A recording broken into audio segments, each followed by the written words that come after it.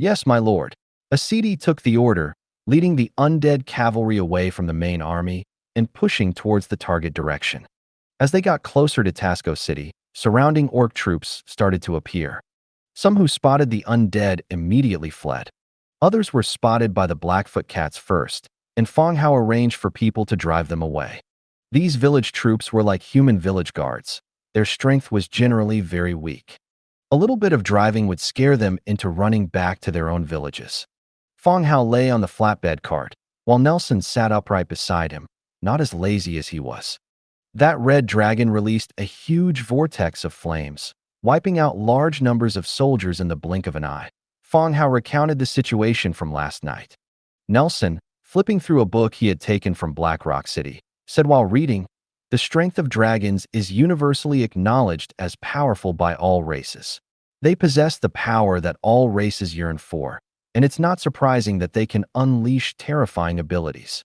Nelson was knowledgeable and experienced, so he naturally wasn't as surprised as Fang Hao. Dragons possess powerful bodies, sturdy scales, innate spellcasting abilities, and long lifespans. Everything that intelligent races on this continent yearn for, dragons are born with. One could say they are the darlings of the world. It's a shame he escaped last night. Otherwise, we would also have a powerful hero, Fang Hao said regretfully. Nelson looked up and replied, "Dragons are not numerous, and their protection of their kin is unreasonable. If you really wanted to kill him, you would first have to ensure the news didn't leak, otherwise you would face a lot of trouble." This was the second time Nelson had reminded him of the enemy's power. The first time was when facing the heart of the blood race, Rolana. It was a powerful heart, and Fang Hao wanted to seal it in an organ jar. At that time, Nelson had reminded him that Rolana belonged to the royal family of the Evernight race. Sealing her organ would be equivalent to killing her, and they would face retaliation from the Evernight race. And the second time was now. Nelson showed great apprehension towards the strength of the dragons. Actually, the matter of the dragons was indeed troublesome. One red dragon had already given them a headache. If several dragon heroes really came, he would indeed be very difficult to deal with. But things had progressed to this point. The pursuing, he might have even been killed by the red dragon. There was no chance to regret it, and the situation at the time didn't allow him to sit down and negotiate peacefully with the red dragon either. He could only take things one step at a time. "Then we'll just have to do things more discreetly," Fang Hao said directly. At the same time, he was already pondering in his mind what methods there were to fight dragons in the air. Otherwise, relying on Nisbet to bring them down each time was still too inefficient. Actually, dragons are not invincible. The reason why the races maintain the current situation is not because dragons love peace. Each race also has methods to deal with aerial units, such as the dwarves' machinery, our undead's modified troops, and the human and elven races also have their own flying units, Nelson continued. Thinking about it this way, it was indeed true. Each race was developing machinery and their own flying troops. On the contrary, because the dragons themselves were already powerful, they had been in a state of inactivity for many years and had not changed much. Once war broke out, all races would commit a large number of troops to the battle. Even if they failed, they could breed a large population within a few years, while the reproduction of true dragons was a problem. One less when one died. Presumably, this was also one of the reasons why dragons rarely went to war. Fang Hao also understood Nelson's meaning. If this battle was unavoidable, there were actually many ways to counter dragons. "Okay, I understand. After this is over, I will focus on developing air power," Fang Hao replied. The two continued to chat, on both sides of the flatbed cart, followed by 20 funeral priests. They came along to immediately seal the souls of any fallen heroes so they couldn't be resurrected through the hero altar. The large army continued to advance mightily. A Tauren walked quickly over and reported, "My lord, news from the front says we can already see Tasco City." Fang Hao sat up. "Good. The whole army is ready for battle. Take Tasco City before dark, and everyone will rest in the city." "Yes." The Tauren turned and left, relaying the message. Tasco Work City. The heavy rain that had lasted for 5 days finally stopped. The entire city was as if it had been washed clean, still damp. The dark clouds dispersed, and a brilliant rainbow quietly appeared above the city. In the city lord's mansion, City Lord Krat stood by the window, looking at the clear blue sky. Urgent footsteps sounded, and an orc guard walked in quickly, saying in a low voice, "City Lord, the undead army has been spotted. The enemy's numbers are too many to count." Krat suddenly turned around, his gaze sharp as he looked at the guard, and said, "What do you mean? Can't count." The guard swallowed and continued, "The undead army is extremely large. Looking out, you can't see the end of the army at all. I'm afraid it's already close to 1 million. Nonsense. Even if you slaughtered the human 100-city federation, you wouldn't get 1 million people," Krat said angrily. But as soon as he finished speaking, he thought of the intelligence from the Black Rock commander last night. He had also mentioned the number of undead, saying it was hundreds of thousands and possibly even over 1 million. At the time, they thought the commander was making a decent excuse for losing the city, but now hearing the scout's report, his heart began to feel uncertain again. But how could this be? Even the skeleton King Otis couldn't have so many troops. Seeing that the scout didn't dare to speak, Krat said, "Call the others, prepare to meet the enemy." After speaking, Krat walked out of the room, and the guard also relayed the message. Arriving on the city wall, the patriarch of the Shadow Moon tribe, Litaz, and the patriarch of the Black Rock tribe, Andres, were already waiting on the city wall. The two stood on the city wall, looking ahead with terrified expressions. In the distance, the army of white bones appeared at the end, continuously emerging from the dense forest. Gradually approaching this side, the entire dense forest was shaking. The skeletons were like flowing waves, constantly appearing, making it impossible to estimate the number of enemies. Krat's expression also became more solemn. Even though he was mentally prepared, when he truly saw so many white bone troops, an uncontrollable sense of fear still arose in his heart. "Andres, what did you do?" The Shadow Moon patriarch, Litaz, asked angrily. Now that things had come to this, he was very curious about what BlackRock had done to attract such a massive army. "What could I do? You all know about the dragon race losing their treasure. It was because of this matter that we traced it to the undead," the BlackRock patriarch, Andres, explained angrily. "Nonsense. How could investigating a treasure make the undead deploy such a large army? You must have done something," Litaz said loudly. Yesterday, the Black Rock tribe had already explained this matter. But given the reputation of the Black Rock tribe, Litaz still believed they had done something even more excessive to make the undead come out in full force. Guang. Launching such a large-scale war. Although the undead also needed gold and silver, they were generally in a state of asceticism and cultivation. Having obtained a long life, they also lacked many important emotions, and their desire for wealth was not as greedy as that of living beings. Therefore, Litaz did not believe it was that simple for the undead to launch such a large-scale war just because of some treasures. City Lord Krat knows about this. "We've been investigating the treasure matter during this time," Andres continued. Litaz wanted to say a few more words, but Krat directly interrupted the two of them. "We'll talk about this later. Let's get through today first." Hearing Krat say this, Litaz also shut his mouth and said no more. Now that things had come to this, no matter how angry he was, there was nothing he could do. What they needed to consider now was how to get through the current difficulty. Outside the city, the skeleton army continuously appeared. If things went wrong, they would all die here. Who was right and who was wrong, and how they angered these undead, was no longer important. Watching the massive skeleton army begin to advance, City Lord Krat ordered loudly, "Prepare for battle. Everyone return to your positions." The pre-battle mobilization had already been spoken at dawn. The time that followed would be a desperate battle. Whether they could survive would depend on whether the skeleton army was as powerful as the commander said. Tasco City was a large city, unlike Black Rock City, which was just a tribe. At this time, the city gates were tightly closed, and all the armies were in the city, preparing for the upcoming battle. Most people here didn't know who the enemy was today. They just brought their troops over according to the requirements of Tasco City. Everyone gathered together, waiting for orders and chatting to pass the time. But suddenly, everyone felt the ground begin to tremble slightly. The city wall also began to become chaotic, and occasionally words like undead and skeletons could be heard. Could there be some large creature approaching outside? Why is the ground trembling like this? Did I hear the messenger just now say something about the skeleton army? Could it be the undead? Just now I saw someone come down from the city wall, and they peed their pants.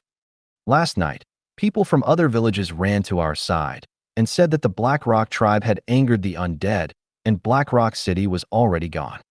Really? How could Black Rock tribe with so many people be gone? It's the trouble caused by those people from the Black Rock tribe. Why should we clean up their mess? The city wall became more and more chaotic, with different types of soldiers moving back and forth on the city wall, looking like they were facing a formidable enemy. Messengers ran down from the city wall, beginning to relay City Lord Krat's orders. On the city wall, the soldiers responsible for guarding the city wall looked at the undead pouring out of the dense forest like a tide and began to get nervous. The enemy's numbers were simply too many. The skeleton army began to spread out, with no end in sight and countless numbers, surrounding the city from 4 directions. The skeletons held beast-head shields and began to gradually shrink the encirclement. At this time, Tasco City was like a lonely boat in the sea, with white waves coming from all sides, crashing towards the lonely boat. All the orcs were tense, ready for battle.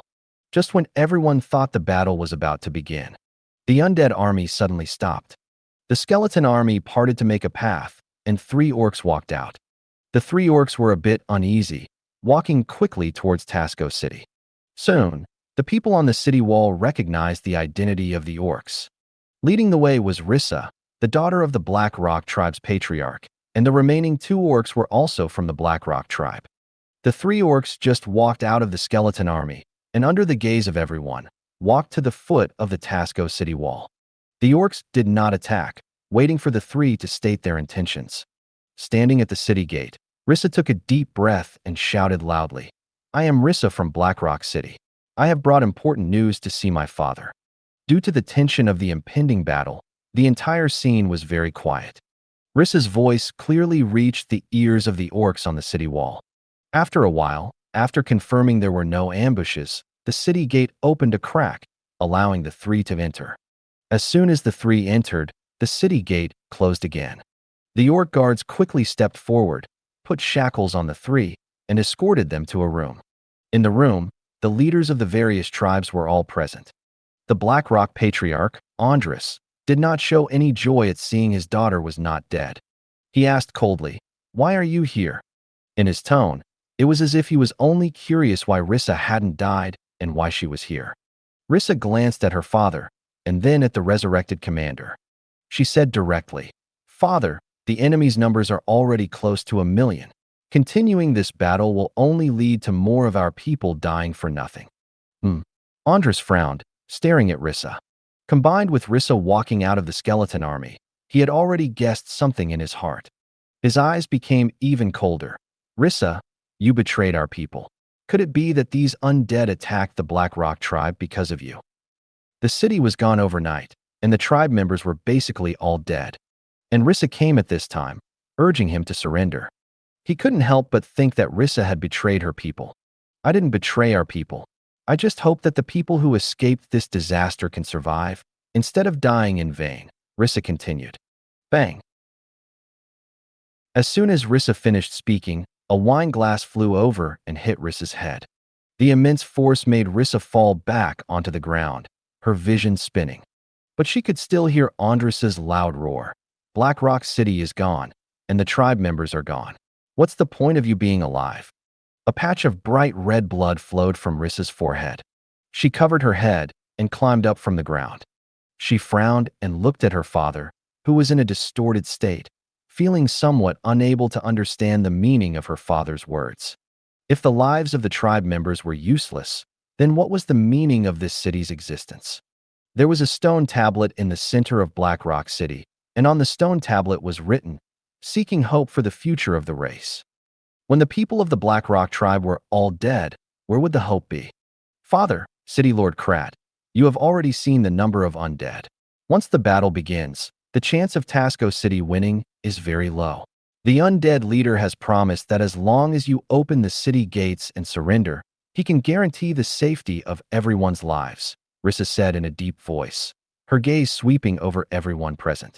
The moment these words were spoken, the entire place fell silent. It wasn't so much surprise at what Ressa said, but that everyone present had heard of a second option besides fighting. Most of those gathered here were leaders from the surrounding villages. Originally, this matter had nothing to do with them, but they had been tricked into the city by orders issued by Tasco City. Now, surrounded by the undead, they couldn't leave even if they wanted to. Everyone outwardly dared not say anything, but in their hearts, they were already cursing the people of the three major tribes. Most tribes had experience with relocating. At worst, if they couldn't win, they would just take their people and leave. They wouldn't have to fight so many undead head-on. They couldn't be more regretful. Now that Ressa had brought news that the undead were willing to open the city gates to avoid war, the various small and medium-sized tribes began to hesitate. After a brief silence, the entire place instantly became chaotic. Many of the small leaders behind the three major leaders began to whisper and talk in low voices. Clearly, some of them were already tempted. Hearing the discussions behind him, the expressions of the three major leaders immediately became serious. Allowing the discussion to continue could very likely lead to internal strife within the army. Silence, Crater roared. The entire place quieted down again, and Crater continued. Is this the undead scheme? Do they plan to use this childish method to make us open the city gates? Since when did the undead start making promises to the living? City Lord Crater is right. Who can ensure that the undead will keep their promises? They simply want to create division among us through this method, the great chieftain of the Black Rock tribe echoed. Of everyone present, Crater and the Black Rock tribe were the most afraid of surrender. Crater was the city lord of Tasco City, and if the city fell, he would lose everything. As for the Black Rock tribe, they were the instigators of this conflict. Anyone else might survive, but once the undead were victorious, they would definitely be killed. Upon hearing this, the others also felt that it made sense. With a great battle imminent, trusting the undead at this time was indeed not a wise choice. Ressa frowned, looking at her father's indifferent face, feeling somewhat anxious in her heart. The power of the undead was already evident to everyone. She couldn't understand why a war that couldn't be won still had to be fought. Just as she was about to offer a few more words of persuasion, Crater took the lead and said, "All right, this matter is settled. Everyone, take advantage of this time to prepare. Although the enemy is numerous, they are just some low-level undead and not difficult to deal with." Everyone nodded, indicating their understanding.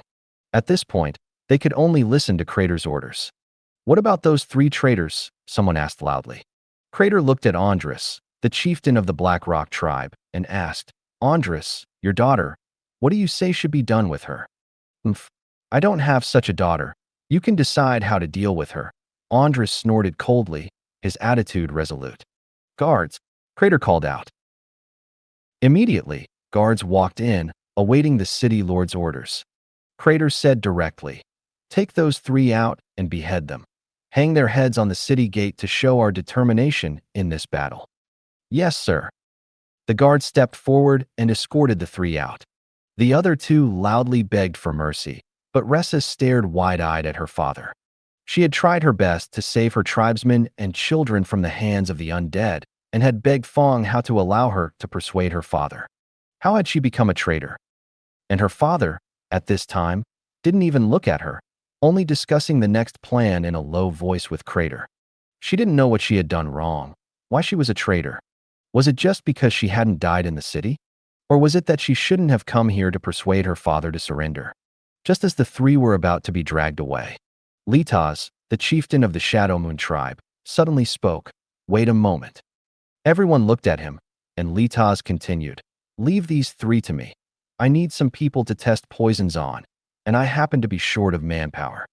"All right, then leave these three to you," Crater said without much thought, then said to everyone, "Everyone, go back and prepare for the enemy." All the leaders nodded in unison, walked out of the room, and returned to their respective troop positions. Litaz led the guards and took Ressa and the others to the location where his army was stationed. After entering the room, Litaz sat there, silently pondering. After thinking for a while, Litaz asked, "Where's Spencer?" Spencer was the red dragon. According to the great chieftain's description last night, he had gone to sneak attack the undead leader during the battle and hadn't been seen since. It was very likely that he had simply run away.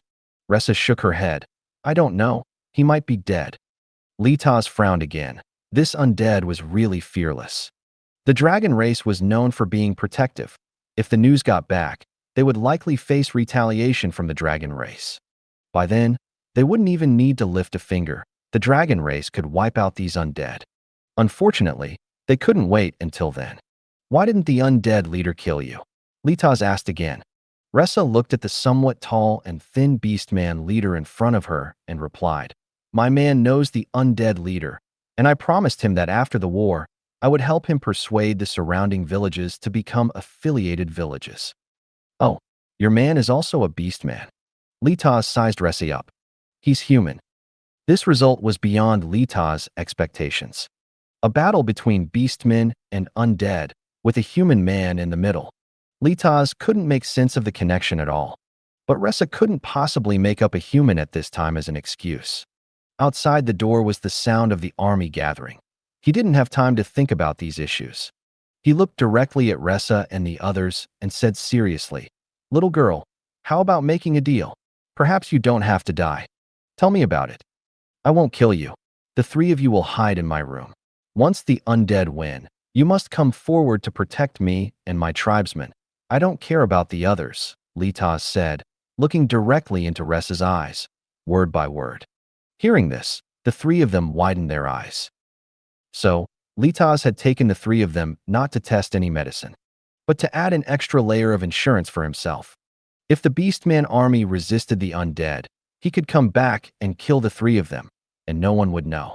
But once the situation Ressa described happened, and the undead really broke through the city, then he could say that he had wanted to surrender, but the situation at the time didn't allow him to do so, and release Ressa and the others. No matter which side won in the end, he would be able to survive and be a hero of this battle. What a cunning person. Ressa had no other choice and agreed directly. "I will vouch for you then, but I can't guarantee the final outcome." "Good, it's a deal." Litaz took out a dagger and directly cut the ropes on the wrists of the three of them. "I will remember," Ressa said. Outside the door, the guards urged again. Litaz said, "The three of you stay in my room and don't go out. Otherwise, I won't be able to save you." "We know." Litaz nodded and strode out. Outside, the houses near the city walls had all been demolished, and catapults and beams were being transported to the city walls. Large numbers of soldiers were running around in the city. According to orders, they were heading to the positions that needed defending. An atmosphere of somberness and tension filled the entire city. Everyone was silently doing their work, waiting for the coming battle. In the undead army. "Lord," on the city walls, "the enemy has entered battle mode." The Minotaur walked over and reported in a low voice. On the city walls in the distance, the Beastman army was constantly moving. Defensive equipment had been loaded with crossbow bolts and had entered a state of readiness. Judging from this situation, Ressa's plan had failed. Her father and the city lord of this city had not listened to her advice and had chosen war. Have Ressa and the others returned? Fang Hao continued to ask. "Not yet," the Minotaur replied. Fang Hao looked again at the tightly closed city gates of Tasco City. It seems Ressa is also in danger, either detained or directly executed. Fang Hao exhaled. This was Ressa's own choice, and he couldn't change anything. Guji. Looking again at the city ahead, he ordered, "Beat the drums, full army attack." "Yes, sir." The Minotaur turned and left to convey the order. Dong dong dong. A series of deep drum sounds rang out from the undead army. Scattered drum beats sounded from all parts of the army, gradually unifying, like rolling thunder, resounding throughout the battlefield.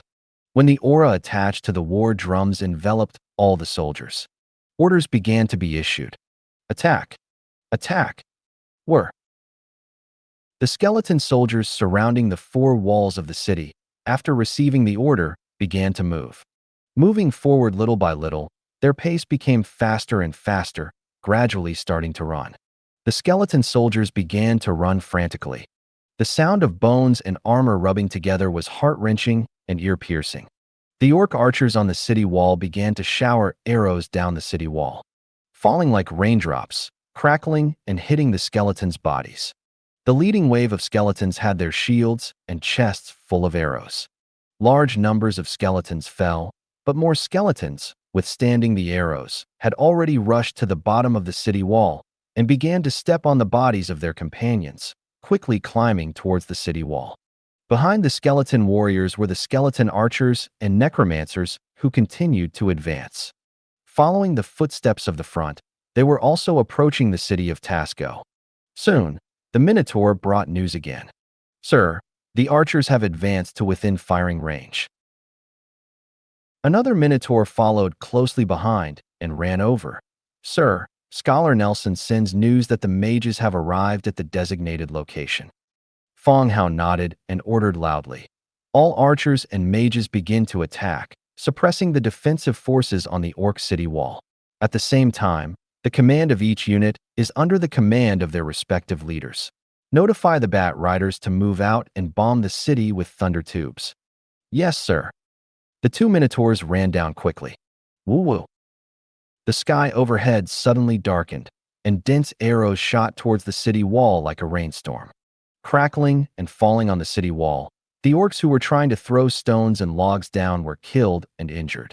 After the arrows, it was the magic missiles of the necromancers. This kind of magic, which seems relatively simple and not very powerful, does not perform badly on the battlefield.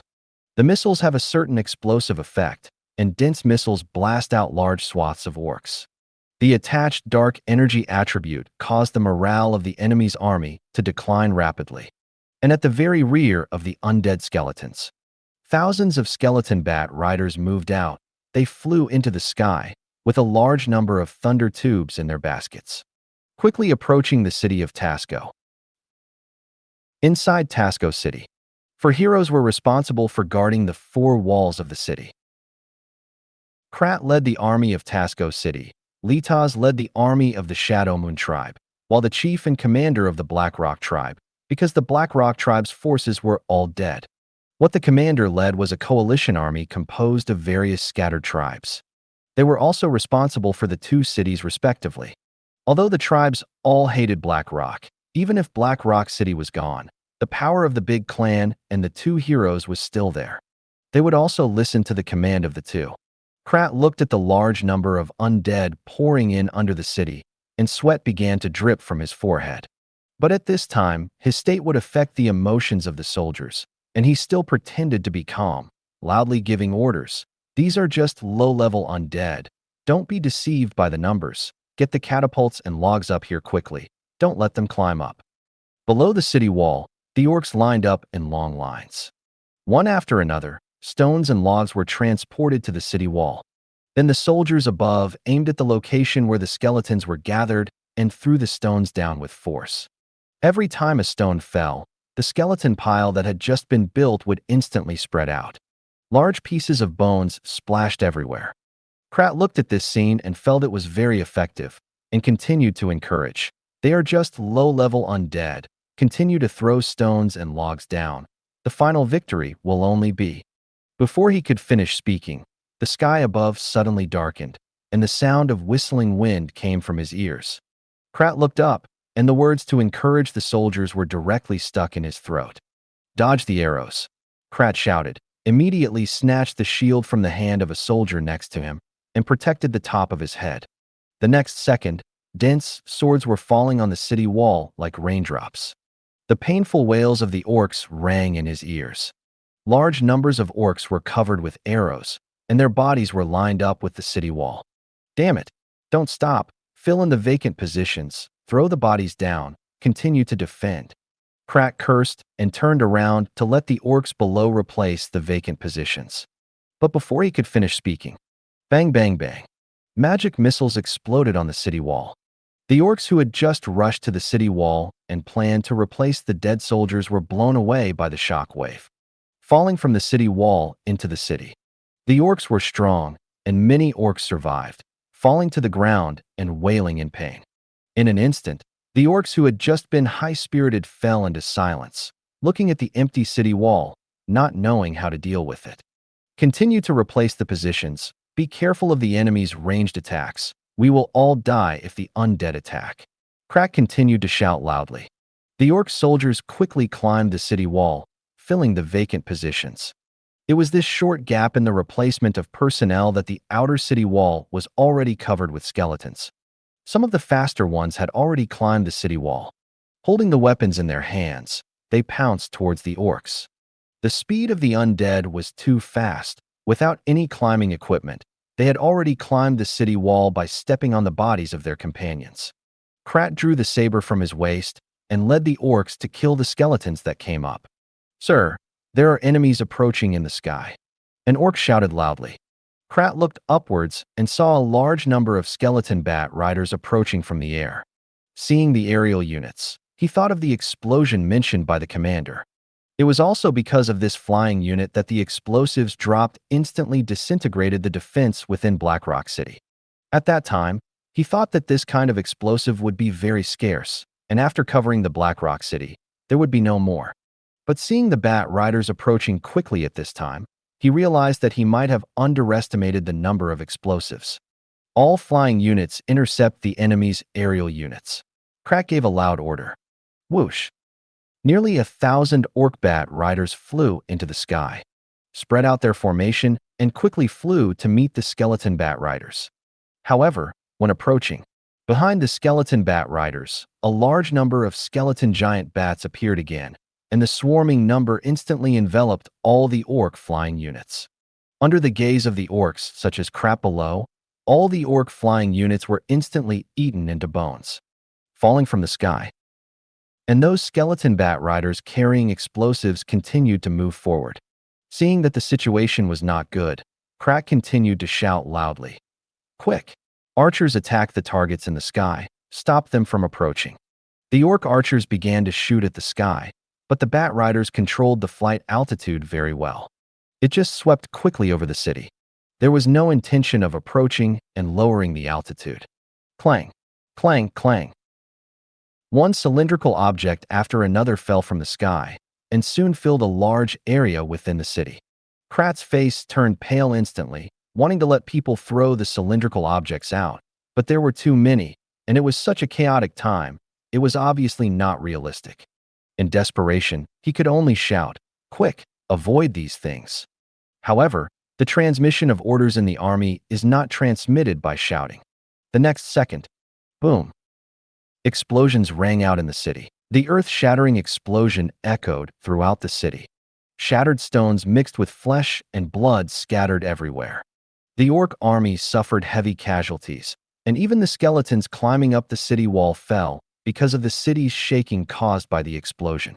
Krat stood on the city wall, dizzy and his ears ringing. He barely managed to stand by leaning against the wall.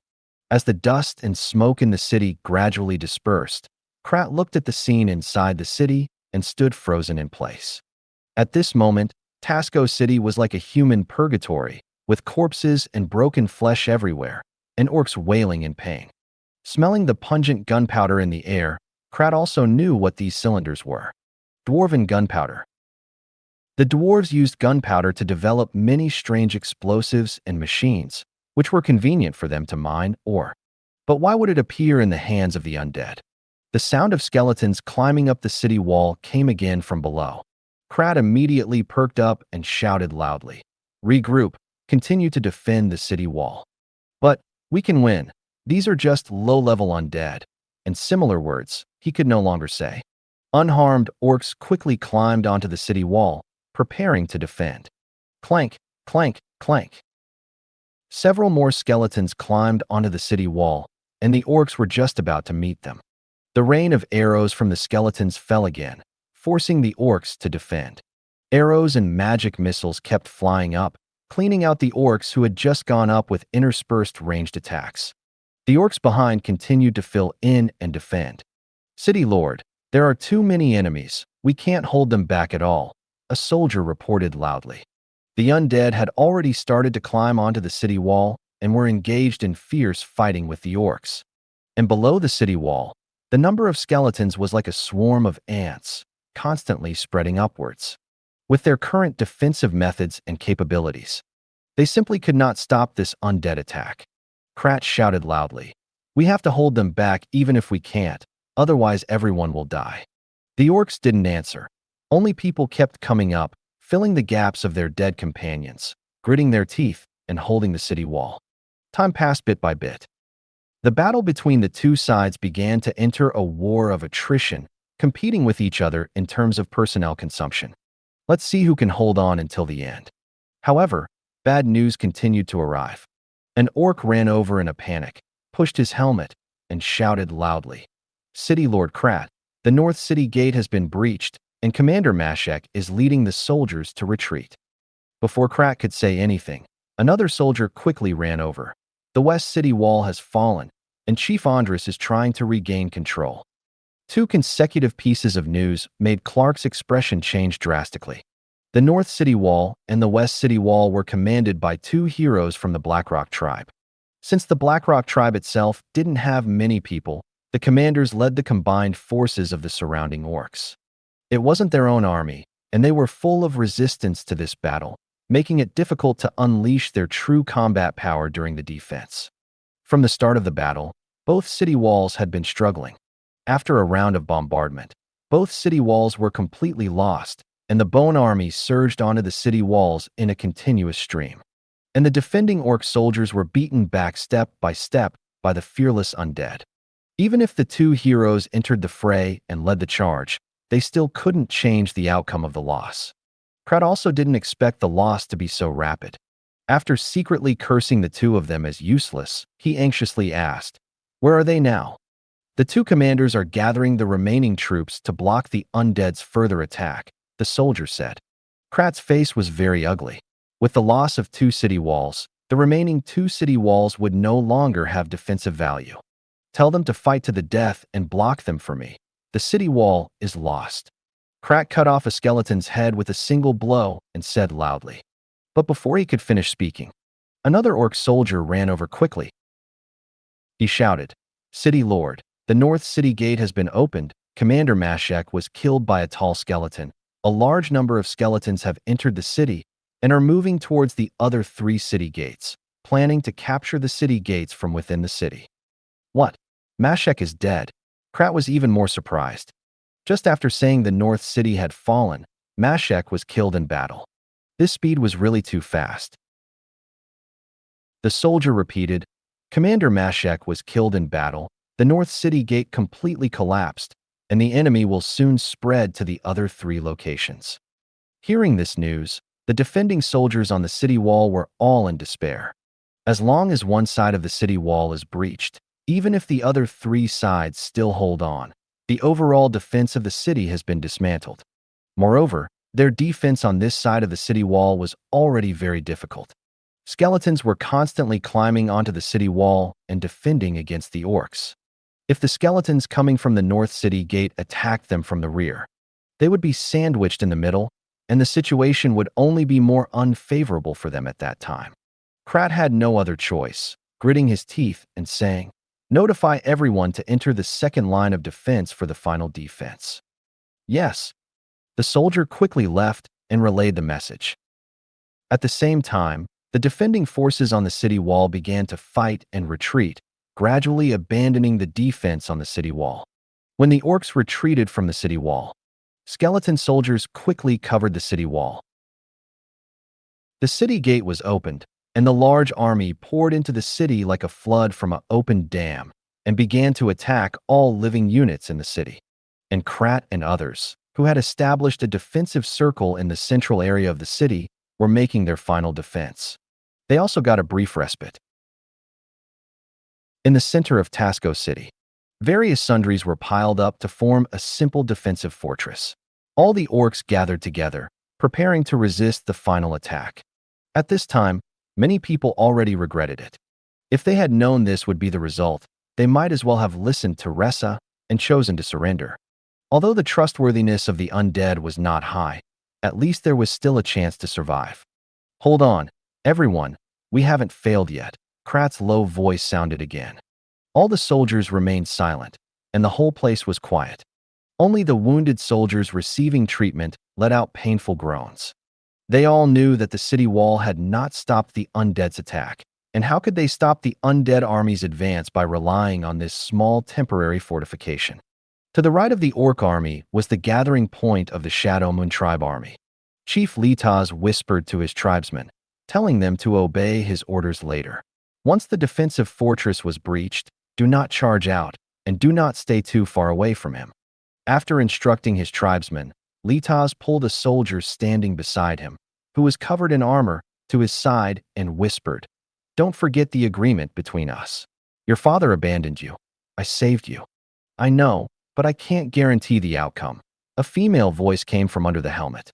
Before the evacuation, Litaz had Ressa and the other two change into the clothes of dead soldiers, mixed in with the crowd, and evacuated to here together. Gu Chao. Seeing that the battle situation could not be reversed, and the orcs' defeat was only a matter of time, Ressa became Litaz's last trump card.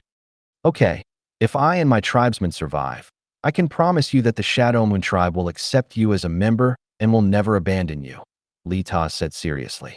A tribe, in addition to its own tribesmen, also allows outsiders to join. These outsiders are generally people with strength or special skills who can bring certain benefits to the tribe. The chief will allow him to join the tribe and give him the status of a formal tribesman and the same treatment as tribesmen. Great Commander Mashek also joined the Blackrock tribe and became one of its members because of his status as a hero. Litaz saying this at this time also meant that if the Shadow Moon tribe could survive, it would become her backing. "I will do what I promised you," Ressa replied calmly. "Good," Litaz nodded. Intensive footsteps began to be heard around the defensive fortifications. Large numbers of undead appeared from all around, forming a new encirclement, surrounding all the orcs in the center. Krat and the others had gloomy faces, their bodies slightly bent, tightly gripping their weapons, already prepared for the final battle. The number of surviving orcs was limited, and they had no extra reinforcements. Apparently, they had become lambs to be slaughtered, and it was only a matter of how many undead they could take down with them. The skeletons held their shields flat against their chests, forming a solid defensive iron wall, but did not directly launch an attack. Just as everyone was wondering what trick the undead were going to pull off again, the skeleton army opened a path, and a minotaur walked out quickly. He came to the middle of the two sides formations. He shouted loudly, "Orc brothers, this war was started by the Blackrock tribe. They besieged our camp and occupied the mine. We fought back. The Lord also knows that more people are innocent. So as long as you lay down your weapons, we accept surrender and guarantee great." Whoosh.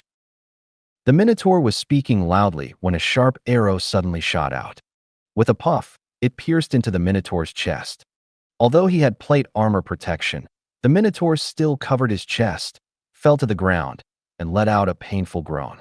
Everyone immediately looked towards the orc tribe, only to see Krat holding a bow, his face abnormally cold. Facing the gazes cast upon him, Krat shouted loudly, "Don't believe their words. How could the undead let us live? Now everyone must unite to have a chance to survive." "Yes, we must unite. Don't be fooled. They are undead." Blackrock Chief Andres also followed by shouting loudly. The two of them shouted loudly, but the orcs remained silent. In fact, there was still some credibility in the words of the undead. Not to mention that at this time, the undead still chose to negotiate despite having the advantage, and the Minotaur being in the undead army also indicated that the undead accepted the orcs. But just when the undead allowed surrender for the second time, Krat still shot an arrow at the other side, directly cutting off their terms of surrender. The wounded Minotaur was dragged back to the rear of the army, and the undead directly gave up on negotiations and chose to attack. To the low beat of the war drums, the undead began to attack forward. The not-so-wide street was filled with skeletons, crowding each other and rushing forward. The orcs looked at the dense skeletons in front of them and couldn't help but swallow. The archers kept drawing their bows and shooting arrows. No need to aim. As long as they shot forward, they could hit the enemy. They mechanically repeated the action of drawing the bow, but still could not stop the undead from advancing. Bang! The skeleton soldiers crowded and trampled on each other, hitting the defensive wall like a giant wave. Immediately after, the soldiers behind stepped on the skeletons in front, surging directly onto the top of the wall layer by layer, and jumping inside to engage in fierce stabbing with the orc warriors. And the wall they wanted to rely on was simply like a decoration, having no effect whatsoever. And the influx of the undead also happened in an instant, shattering the formation of all the orcs. Maintain formation, pay attention to filling positions. Krat led the army, shouting hoarsely. But the number of undead was simply something they could not resist. Even if they could maintain the status quo, the overall formation was being pushed back. They retreated bit by bit from the defensive circle to the wall on one side, only relying on the wall to block the enemy in front of them. Boom! With a roar, a wave of air exploded, and several orc warriors were sent flying. A tall skeleton hero wearing heavy armor appeared in front, with huge gauntlets on his fists, and the shining plates on the gauntlets were eye-catching. Swish, swish. Several arrows shot out from the orc formation, and the skeleton hero slightly turned his body, easily dodging the incoming arrows. His gaze swept over Krat, who was hiding behind the team. He took a step forward and suddenly swung his right fist. Like a punch in the air, after half a second, a blast sounded, and a fan-shaped airwave suddenly exploded, instantly sending dozens of orcs in front flying. Their shields were twisted and deformed, and the flying orcs also vomited blood, making it difficult to get up again. Seeing the scene before him, Krat's pupils contracted slightly. The enemy's strength had far exceeded his power. Before Krat could continue to give orders, the skeleton hero's second and third punches came one after another. The buzzing sound accompanied by layers of airwaves exploding, the well-equipped orc warriors were as weak and powerless as babies. They were sent flying in large numbers and fell to the ground dead. The complete orc formation was shattered by punch after punch. The skeleton hero rushed to Krat again and smashed down on Krat's head with a punch from top to bottom. Krat had already been alert to the other party. He stepped on the ground and dodged to the side. Rumble. This punch directly smashed a huge hole in the wall behind him, and rubble and dust instantly rose up. Krat knew that he was not the enemy's opponent, so he didn't dare to hesitate and turned to run away. But the skeleton hero had already fixed his gaze on him. How could he let him escape? The skeleton hero rushed out of the dust and punched the back of the fleeing Krat. Krat turned around in a hurry and held the battle knife in his hand across his chest to block the enemy's punch. Boom! The fist collided with the battle knife. The battle knife instantly shattered, and Krat's body also flew backward, hitting the wall behind him. Ugh! Krat held the broken weapon in his hand, slumped in the ruins at the base of the wall. With a slight movement, a mouthful of fresh blood immediately spurted out. He couldn't even withstand one move from the enemy hero. Seeing the skeleton hero approaching again, Krat's expression also began to become anxious. No, no, I surrender. The skeleton hero stepped forward, directly broke Krat's arms, and immediately ordered, "Tie him up." The skeleton warriors stepped forward and immediately tied Krat up. Meanwhile, the battle between the orcs and skeletons continued. Andres, the chief of the Blackrock tribe, led the orc coalition to resist the undead's attack. Andres was like an enraged beast, leading the orcs in a desperate fight. "What? Are you planning to die with the Blackrock tribe too?" A cold voice echoed from behind the undead. A woman with the upper body of a human and the lower body of a giant spider appeared before the orcs. Andres stared intently at the spider woman, his eyes filled with hatred and anger. He naturally recognized this woman and knew that it was because of her that the undead had launched an attack on their camp. "Domina, you actually dared to side with the undead. Even if we die today, someone will eventually destroy you and your lair," Andres roared. Domina sneered but didn't respond to Andres. Her gaze fell on the orcs from the small tribes in front of her, and she said directly, "I'm very curious. The Blackrock tribe usually exploits you so much. Why are you still following them to your deaths now?" The orcs were silent, but their eyes kept scanning back and forth between Andres and the undead. They seemed to be weighing some options in their hearts. "Trying to sow discord now. Aren't you underestimating us too much?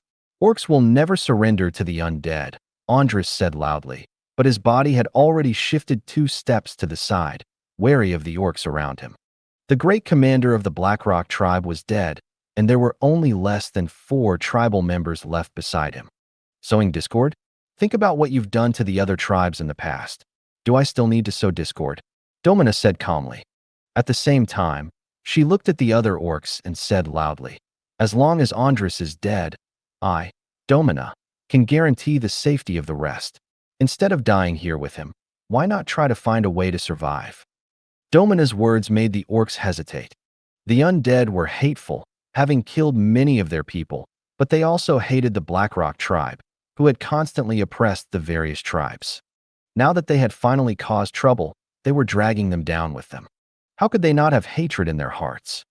One by one, the orcs turned their gaze towards Andres, scanning him repeatedly. Andres noticed the change in the others, and his heart tightened immediately. He quickly said, "Don't listen to her. Everyone follow me." Uft. Andres was halfway through his sentence when he frowned and looked back. An orc had stabbed him in the lower back with his sword. "You." Andres gritted his teeth, turned around, and swung his sword, cutting the neck of the orc who had ambushed him. The orc's head slumped, and his body went limp and died instantly.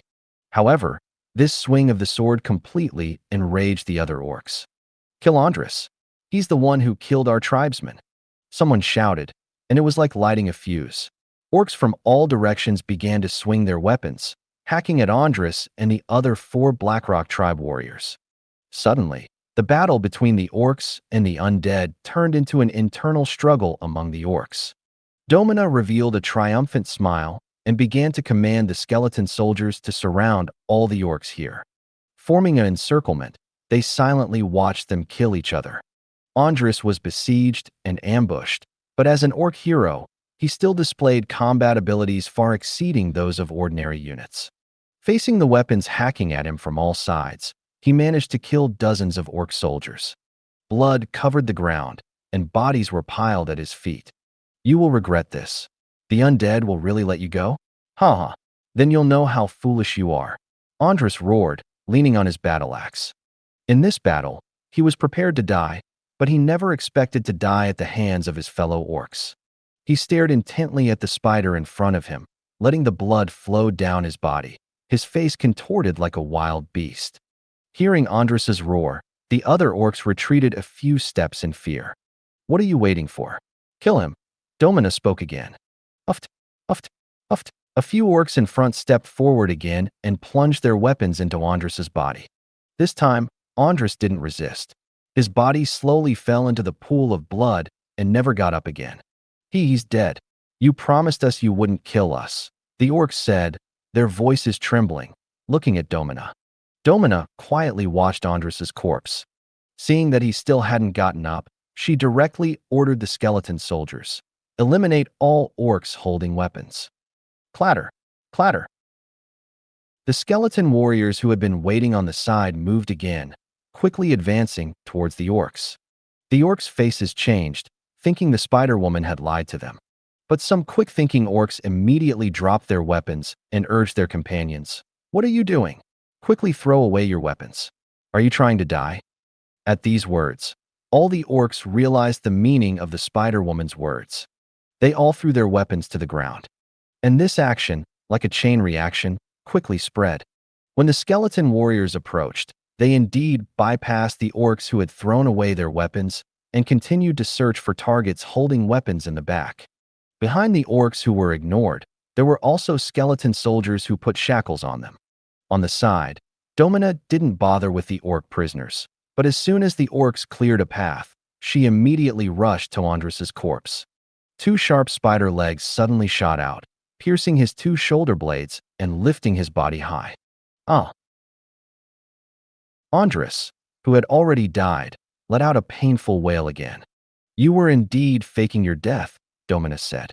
Before Andres could counterattack, the other spider legs stabbed into Andres's body like raindrops, killing him instantly. Andres, like a hanged criminal, hung high in the air. Blood continuously flowed down his body, a truly gruesome sight. "I curse you. The land will not grow crops, your tribesmen will not multiply, and everyone who attacks Blackrock will also. Uft. Andres didn't finish speaking. Domina's leg pierced his mouth again, forcefully stopping the rest of his words. Andres stopped breathing, his head lolling limply. Domina threw the corpse aside and said, "Send the body to Scholar Nilsson. The rest of you continue to advance." The body was transported away, and the skeleton army put shackles on the surrendered orcs. The great battle continued, and there were still quite a few orcs who chose to fight to the end. However, the outcome was already decided. Tasco City Lord's Mansion. Compared to the noise outside, the City Lord's Mansion was much quieter. Fang Hao walked directly to the high platform and sat on the City Lord's throne. After the system prompt appeared, he converted this place into a subsidiary city. Tasco City. City level, level 11 indigenous city. Gushur. Attributes, gold coin tax plus 12%, orc reproduction plus 15%, animal husbandry industry plus 20%, commerce plus 5%. Description, a city with attributes that can bring various different bonus effects, accelerating the construction and development of the city. Compared to Blackrock City, Tasco City had already reached level 11. Due to the difference in development direction, Tasco City leaned more towards military development. Although there was also a commercial street in the city, it was not as prosperous as a human city. The construction of the hero altar and merit training ground in the city made it the only place nearby where heroes could be resurrected and advanced. It gradually became the leader of the surrounding villages and tribes. However, relatively speaking, Tasco City was very important. Its inherent nature could completely make it the main city of this area. Just finished looking at the attributes of Tasco City. Meat Fist and Domina, among others, also strode in. Behind the heroes, there were also skeleton soldiers and a few captives. Upon entering the hall, Meat Fist said loudly, "Lord, the enemy has also given up resistance. The chief and great commander of the Blackrock tribe have died in battle, and nearly 10,000 orcs have surrendered. We have arranged troops to continue searching the entire city for hidden enemies." Then, Meat Fist continued to speak to the back. Krat, the city lord of Tasco City, and Lytos, the chief of the Shadow Moon tribe, chose to surrender. At the same time, we also found Rissa and the other two in the Shadow Moon tribe's army. Behind Meat Fist, the skeleton warriors were escorting a few captives. Looking closely, you could distinguish Rissa, dressed in orc clothing, and the other two orcs who had been sent to persuade them to surrender before. Swiftblade, Krat, purple tier 8. Poison Crow, Lytos, blue tier 6. Fang Hao looked down and saw the names and attributes of the two heroes. As the city lord of Tasco City, Krat had already reached purple tier 8, one tier higher than the chief of the Blackrock tribe. However, Lytos of the Shadow Moon tribe only had blue attributes, and the hero prefix Poison Crow didn't seem like a combat hero. Before Fang Hao could speak and ask, Poison Crow Lytos spoke first. "Honorable Undead Lord, it was only due to circumstances that the Shadow Moon tribe became your enemy, but we, the Shadow Moon tribe, absolutely had no intention of going to war with you. And when Krat ordered the execution of Miss Rissa and the other two, I protected them." Lytos' condition was significantly better than Krat's. Not only was he not severely injured, but his mental state was also better. At this moment, he even loudly stated his difficulties and how he had saved Rissa and the other two under Krat's pressure. Hearing Lytos' words, Fang Hao and the others were stunned. Moreover, the weak and blood-covered Krat also looked at him with anger and cursed. "Lytos, what nonsense are you spouting?" Lytos glanced at his former comrade and continued to speak to Fang Hao. "Lord, we were only coerced by Tasco City and the Blackrock tribe. Now that you have won, we are willing to surrender." You traitor." Krat cursed loudly, and a mouthful of blood immediately vomited onto the ground. Fang Hao listened in silence and then asked, "Rissa, is what he said true?" Rissa was wearing orc armor, completely covering her body. She spoke directly. "Krat ordered the execution of the three of us. It was Chief Lytos who saved us under the pretext of needing people to test poison, and he has kept us with him ever since." "All right, you three stand aside for now," Fang Hao said. "Yes, Lord." Rissa and the other two took off their helmets and stood obediently to the side. Fang Hao's gaze returned to Laitaz, and he continued to ask, "Which section of the city wall did you defend?" Hearing the undead lord's question, Laitaz immediately realized something was wrong. The other party could determine whether he had the intention to surrender based on the intensity of his defense of the city wall. "South, the south side," Laitaz said, lowering his head. Fang Hao sneered inwardly and immediately understood the whole story. Rather than saying Laitaz had the intention to surrender, it was more accurate to say he was the smartest among them, leaving himself a hidden card. But none of that mattered now. Laitaz's surrender was also beneficial to him. "All right, Laitaz, I accept your surrender, and I also accept the surrender of the Shadow Moon tribe," Fang Hao said directly. Laitaz, who had originally thought he had failed, instantly lit up. "Thank you, Lord. Thank you, Lord," Laitaz quickly said. After dealing with Laitaz, Fang Hao's gaze returned to Krat. His situation wasn't very good. His iron armor was twisted and deformed, and his entire body was like a bloodied figure, completely red. He was slumped on the ground, continuously vomiting blood from his mouth, clearly severely injured. "Krat, do you have anything else to say?" Fang Hao continued to ask. Krat glared angrily at Laitaz before looking back at Fang Hao and saying, "Undead Lord, I am also willing to surrender. Please give me a chance." "Oh, do you also have a reason?" Fang Hao asked curiously. "I was also deceived by the Blackrock tribe and mistakenly believed you were an aggressor attacking the orcs. Now I am willing to surrender," Krat said through gritted teeth. "Is that all?" Fang Hao countered. Fang Hao had given him 2 chances to surrender. The first time he chose to execute Rissa, and the second time he directly shot arrows and nearly killed the Minotaur who had persuaded him to surrender. If Fang Hao let him go now, it would be unfair to his subordinates who had attempted to persuade him twice. "I can help you with many things. Please spare me," Krat begged loudly. Fang Hao remained unmoved, saying calmly, "Someone, take him down and execute him. Send the body to Scholar Nilsson." Hearing Fang Hao's order, 2 Minotaur soldiers came in, dragged Krat away, and headed outside. In the hall, Laitaz watched Krat being dragged away, his face also turning pale. Krat was just dragged away and executed like that. He secretly congratulated himself on his decision. If it weren't for Rissa, he would have ended up like Krat. These heroes of theirs were all bound to the hero altar in Tasco City. Now that the city was occupied, they couldn't be resurrected once they died. At that point, death would be truly final. The hall became quiet again. Fang Hao opened his lord's book, found a blue hero contract, and handed it to Laitaz. The latter took it, and seeing the contract, understood Fang Hao's meaning. Without hesitation, he cut his finger and pressed it onto the contract. A ray of light appeared on the hero contract and merged into Laitaz's body, signifying that their contract was established. Poison Crow, Laitaz's current loyalty, 42. Seeing the system prompt, the loyalty wasn't very high, but it was understandable. The loyalty of a captive would naturally not be very high. "Domina, Laitaz, Rissa, the 3 of you are responsible for recruiting the remaining orcs in the city. As long as they surrender, their safety is guaranteed. Those who stubbornly resist will be executed directly." Fang Hao gave the 3 their latest orders. "Yes, Lord." The 3 left the hall, and Fang Hao also checked Laitaz's personal attributes. After consecutively capturing 2 cities, he had killed several heroes. Only now had he managed to recruit this one hero. Poison Crow, testing poison. This made him somewhat interested in this hero. Poison Crow, Laitaz, blue tier 6. Poison Crow, Laitaz, blue tier 6. Faction, Orc. Template, blue. Racial traits, living creature, tenacity, poison resistance. Legion talent, jungle walker, infantry commander.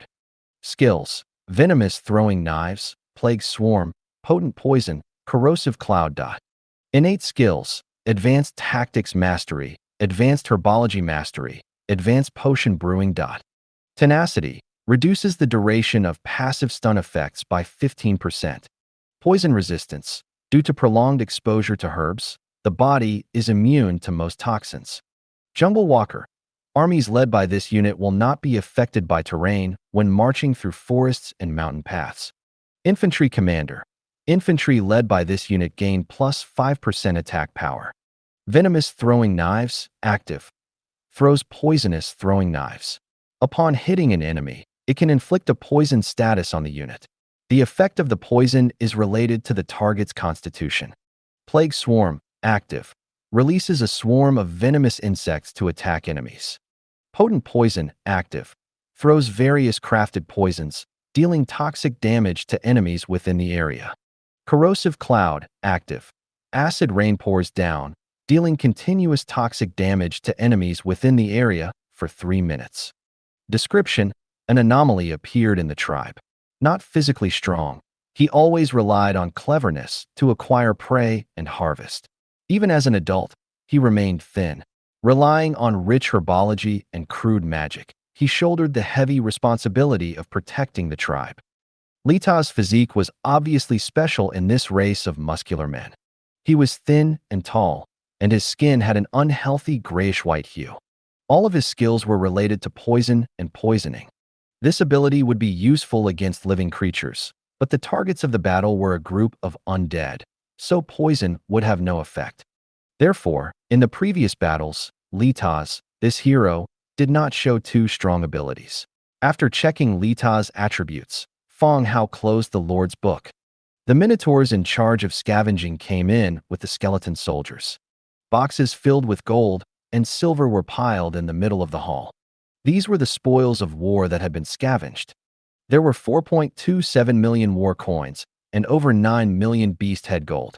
Adding the money scavenged from the Blackrock tribe yesterday, the war coins were close to 8 million, and the beast head gold reached over 16 million.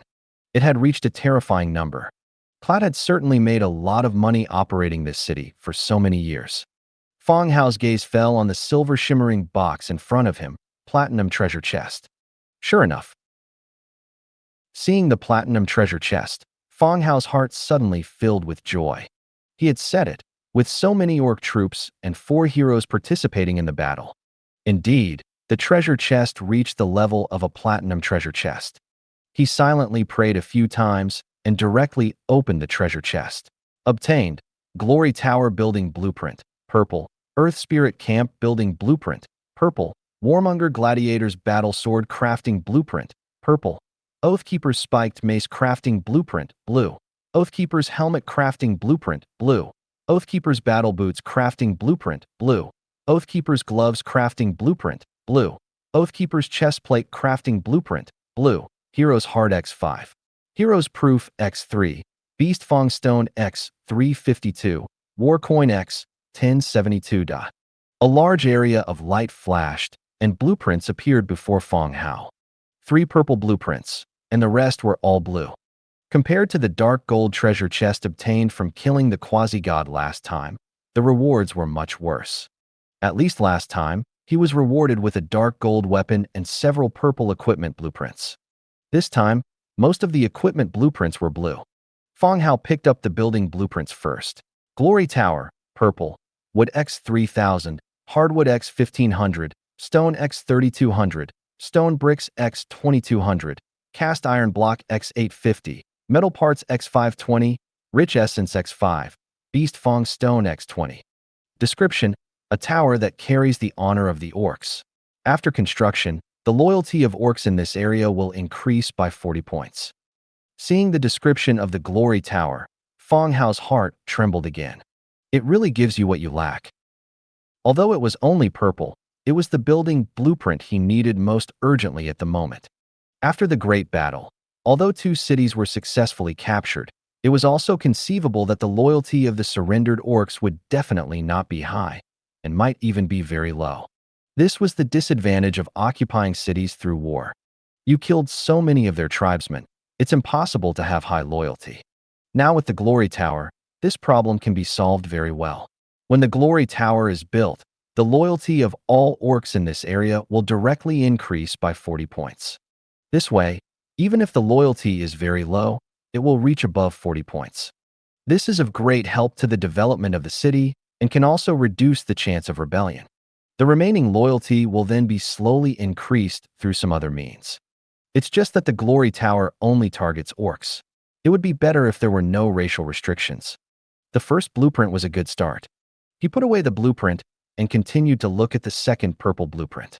Earth Spirit Camp, purple, wood X 3200, hardwood X 1500, stone X 3000, stone bricks X 2500, thick tough leather X 850, cast iron block X 350, metal parts X 120, beast fang stone X 20, traces of God X 1. Description: Earth Spirit daughters who have undergone special training can always display unexpected abilities in battle. The Earth Spirit Camp should be a troop building blueprint. From the description, it seems that a type of troop called Earth Spirit Daughters can be recruited in the Earth Spirit Camp. The last time he obtained the Purple Lionheart Knight training camp, the recruited troops reached Tier 8. Then the tier of the troops recruited by this purple building blueprint in his hand will probably not be too low. He will just wait until it is built to see what the attributes of the Earth Spirit Daughters are like. Living creature troops have a food burden on the territory. Only useful troops are suitable for large-scale recruitment. After looking at the two building blueprints, he continued to look at the equipment blueprints that followed. The first one was a purple weapon blueprint. Warmonger Gladiator's Battle Sword, purple.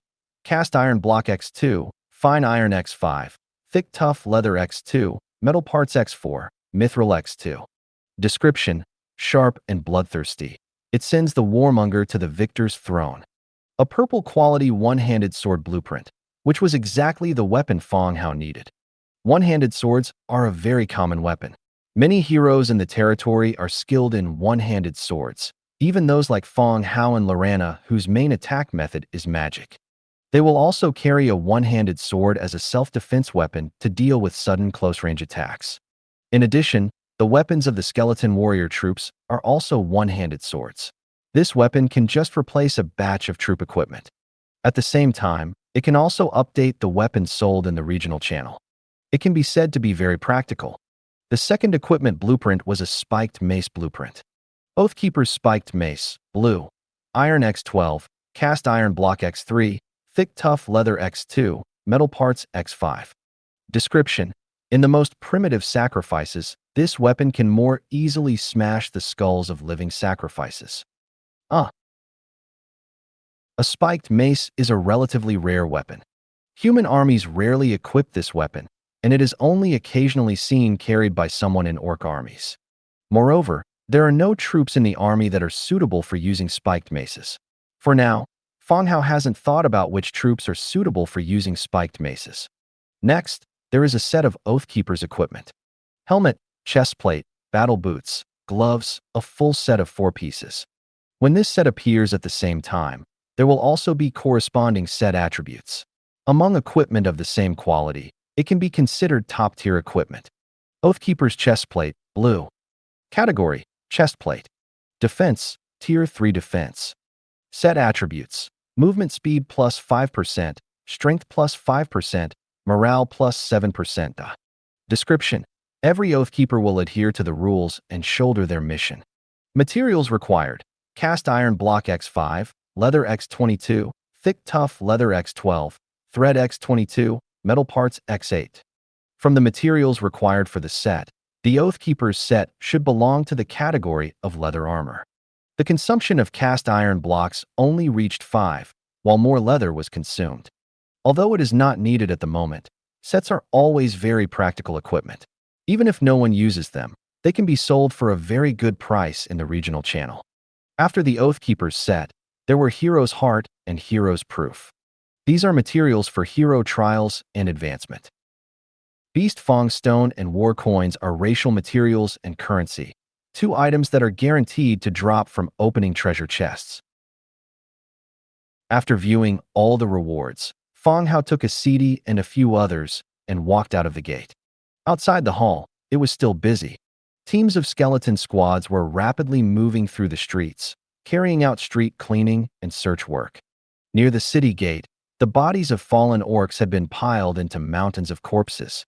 The bone dragon was performing death breath on the mountains of corpses, turning the bodies into skeletons. The bodies that had turned into skeletons would be sent to Blackrock City by special soldiers for conversion into skeleton soldiers. Due to the 2 consecutive great battles, The number of converted bodies was also very large, and the skeleton conversion ground had a time limit. It would take a long time to process these bodies. Fang Hao followed the street all the way to the center. He opened the Lord's book and began to build buildings. Blackrock Training Ground, Glory Tower, Necromancer Tower. 3 buildings rose one after another, appearing before Fang Hao.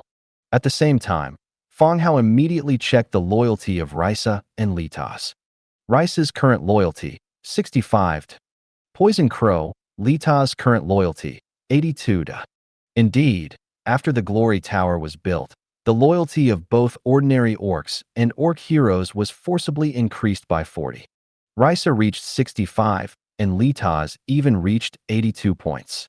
82 points is considered a relatively high loyalty. The biggest advantage of the Glory Tower is the buff it provides to the surrendered orcs, which also reduces the chance of future security and rebellion incidents in this area. It can be said to be exactly the building Fang Hao needed. After checking the Glory Tower, Fang Hao continued to look at the Blackrock Training Ground. This is a very large area, with various equipment placed in the center of the area, which can satisfy the orcs' martial arts training. It's just a pity that this training ground only has an enhancement effect on the orc race, and other races do not have this privilege. After building these buildings, Fang Hao continued to return to the City Lord's Hall. Along the way, Fang Hao asked, "Asidi, do you think Litas is suitable to manage this city?" Fang Hao would arrange a skeleton hero to be stationed in Blackrock City, but Tasco City still needed an orc hero to serve as the city lord to manage this city. Previously, Fang Hao had not considered Litas, but now that Litas' loyalty had reached 82 points, he could also be considered as a candidate. After a brief thought, Asidi said softly, "My lord, Litas' identity is not suitable for managing this city." How so? Although Litas speaks nicely, the other orcs will only see Litas as someone who surrendered and betrayed the other heroes. His becoming the city lord will instead increase unpredictable hidden dangers, Asidi explained. Fang Hao frowned slightly, understanding what Asidi was trying to express. In this city, there were a large number of residents previously managed by Clad, and they would still live here in the future. Ordinary orcs could surrender, but as the leader of the 3 major tribes, he betrayed Clad and surrendered to protect himself. He would certainly not be accepted by the orcs. Letting them be managed by a traitor would definitely cause resistance. At that time, this city would not only face the risk of rebellion, but also fail to achieve the goal of collecting faith for him. This city needs an orc hero. Who do you think is more suitable? Fang Hao continued to ask. Asidi's answer was quick, as if he already had his own answer. Talok is a good candidate. Bronze Bull, Talok. This answer was somewhat unexpected by Fang Hao. Bronze Bull managed Bronze Bull City and the Manhwa Market, and he managed them quite well. Transferring Bronze Bull here, it's hard to say whether Bronze Bull himself would be willing. Why Talok? Fang Hao continued to ask. Asidi replied calmly. Talok is a purple hero and meets the conditions for being stationed in Tasco City in terms of strength. Moreover, Talok has high prestige among the orcs, and since he did not participate in this battle, it can reduce a large part of the orcs' dislike. Bronze Bull Talok had strong prestige among the surrounding orc population. Relying on his strength and reputation, he established the rules of the Manhwa Market, and the surrounding orcs were willing to abide by them. Even the villages near Tasco City were more willing to transport goods to the Manhwa Market for sale. This was also why Tasco City and the Manhwa Market established shops with each other. If Talok were arranged to be stationed in Tasco City, in terms of strength and prestige, he would indeed be suitable for the position of City Lord. I'll discuss it with Bronze Bull then and see what he thinks, Fang Hao nodded and said. He would see if Bronze Bull had any opinions then. The two returned to the City Lord's mansion, and Fang Hao also dispelled the divine presence and went to bed to rest. The next day, noon, Tasco City welcomed a team composed of minotaurs. The leading minotaur, like a golden statue of a bull, stood dazzlingly in the sun. At noon, Fang Hao held a simple commendation ceremony at the governor's mansion in Tasco City. All heroes and troops who participated in this war received equipment and gold coin rewards. Especially the black-footed cat tribe, which showed strong intelligence capabilities in this battle. Accurate intelligence was provided regarding the movement of enemy troops and the location of their generals. Fang Hao specifically praised and rewarded the black-footed cat people. Luo Li, a meter too tall, stared wide-eyed at the small box of gold coins awarded in front of him, unable to look away for a long time. He felt like he hadn't done much, not even participated in the battle, yet he received so much money. When he returned, he would definitely be the richest person in the village. After the commendation, Fang Hao introduced the bronze bull, Talok, to everyone present. From now on, Talok will be responsible for managing this city. At the same time, Talok also brought a team of minotaurs to assist him in managing the city. The remaining matters were all handed over to Talok. Fang Hao and the others, along with the large army, began to return to the weavers' camp, and then from the camp back to their main city. As night approached, Fang Hao and his party arrived at Bronze Bull City. Talok had gone to Tasco City, and the management of Bronze Bull City was handed over to a minotaur named Terry. Terry was the minotaur with the most potential to become a hero. He was also a key focus of Talok's training. Previously, Fang Hao had assigned Terry to the southern fortress, but he was later transferred back to Bronze Bull City. As the large army entered Bronze Bull City, Terry quickly stepped forward to greet them. "Good evening, Lord and esteemed sirs." Terry's posture was very respectful. The Minotaurs have been able to maintain their peaceful development and avoid war to a large extent due to Fang Hao's protection. In addition, the statue of the king erected in the city has led many Minotaurs to worship and pray. Fang Hao's prestige also gradually became deeply rooted in their hearts.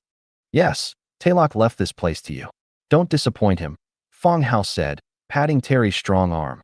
"Certainly, I will not disappoint the Lord and the Patriarch," Terry replied loudly. Fang Hao smiled and nodded. "All right, I need to build 2 buildings here and recruit some troops." "Okay, sir," Terry replied. Fang Hao led the group directly to the side. He needed to build 2 buildings in Bronze Bull City, the Blackrock Training Ground and the Earth Spirit Camp. He opened the Lord's book and found the blueprint. He chose to build directly. Amidst a flash of light, the Blackrock Training Ground appeared before everyone. "This is the Blackrock Training Ground. Training here can improve training efficiency, especially for you, Terry. You should work harder on weekdays so you can become a hero sooner," Fang Hao said to Terry. Terry had already reached the 9th tier, and 1 more tier would allow him to undergo the hero trial. It was a rare thing for a Beastman tribe to produce 2 heroes. "I will work hard, sir," Terry immediately said. After building the training ground, Fang Hao continued to build the Earth Spirit Camp. Tasco City was still being replanned and constructed, and it was also some distance from Fang Hao's location, so he did not build the Earth Spirit Camp in Tasco City. He planned to recruit in Bronze Bull City to check the troops' attributes. He took a few people to the military area of Bronze Bull City, chose an empty space, and confirmed the construction. A purple light appeared, emitting a faint glow. When the light dissipated, the building also appeared before everyone. A huge building appeared before them, with a modeled stone pillar in the center of the building. The stone pillar was covered with various intricate patterns, like a place for sacrifice. Earth Spirit Training Ground. Category: Beastman Building. Recruitment: Daughter of the Earth Spirit. Daughter of the Earth Spirit. Beast Fang Stone 8. Food 50. Traces of Battle 3. Description: Daughters of the Earth Spirit hold a decisive position in the tribe, allowing the tribal warriors to display even greater strength. The name of the recruited troop was simple. The Earth Spirit Camp recruited the daughter of the Earth Spirit. Why were there no sons of the Earth Spirit? Without thinking too much, Fang Hao had enough materials and recruited directly. Hundredfold increase triggered, recruiting Daughter of the Earth Spirit 101. Large flashes of light flickered, and strong women with leather bustiers on their upper bodies and leather skirts on their lower bodies appeared before Fang Hao. These women were generally 1.8 meters tall, had beast horns on their heads, and their exposed abdomens clearly showed 8-pack abs, like a group of muscular Barbies standing there. The Daughters of the Earth Spirit quickly surveyed the scene. Then they came before Fang Hao, knelt on one knee, and said, "Greetings, Patriarch." The Daughters of the Earth Spirit were very respectful, their heads bowed deeply, and none of them looked up before Fang Hao spoke. "Everyone, please rise. From now on, just call me Lord or simply Sir," Fang Hao said. All the daughters of the Earth Spirit stood up and respectfully stood to the side. Then, Fang Hao checked the attributes of the daughters of the Earth Spirit. Daughter of the Earth Spirit, Tier 8. Faction, Beastman. Racial traits, living being, toughness, Earth Spirit. Skills, blessing, battle rage, blessing, swift movement, skull crusher. Innate skill, intermediate tactical mastery. Earth Spirit. Through the feedback of the Earth, the movement of enemies can be sensed in advance. Blessing, battle rage, active. Release rage, causing up to 1,000 friendly units to enter a state of rage, increasing attack power by 10% and critical hit chance by 3%, lasting for 120 seconds. Blessing, swift movement, active. Release sprint, causing up to 1,000 friendly units to enter a state of sprint, increasing movement speed by 30%, lasting for 30 seconds. Skull crusher, active. Violently strike the enemy, dealing 120% weapon damage to the target. Release condition, hammer-type weapon. Description: Daughters of the Earth Spirit hold a decisive position in the tribe, allowing the tribal warriors to display even greater strength. Similar to the Lionheart Knights, the Daughters of the Earth Spirit also reached the 8th tier. Among troop buildings, this is already considered a relatively high-tier troop. The two buildings are of the same tier, but the roles of the troops are very different. Lionheart Knights are pure combat cavalry units, while Daughters of the Earth Spirit are more inclined towards support units. There are a total of 3 skills, 2 of which are skills that provide buffs to companions. Moreover, the maximum number of units the skills can buff also reaches 1,000. It feels more like a mobile war drum that can provide buffs to troops. A mobile war drum? Thinking of this, Fang Hao suddenly realized the special use of the Daughters of the Earth Spirit. The troops in the territory are all skeleton soldiers. Every time a war starts, a large number of living troops are transferred from nearby cities to act as legion commanders and issue corresponding orders. Since the Daughters of the Earth Spirit can enhance the abilities of the legion, they are quite suitable for the position of legion commander. Although the war is over, the daily patrols of the main city can also be led by the Daughters of the Earth Spirit. Fang Hao discussed his thoughts with Dimite Gaja, Aseth, and Meat Fist, who were standing by. All 3 agreed with the idea of the Daughters of the Earth Spirit joining the patrol leaders. Since each Daughter of the Earth Spirit can buff 1,000 people, controlling the number at 500 would be enough to be responsible for the territory's patrol work. As for future large-scale wars, recruitment can be done based on demand. After discussing everything, Fang Hao began to recruit. Hundredfold increase triggered, recruiting Daughter of the Earth Spirit 404. Swish, swish, swish.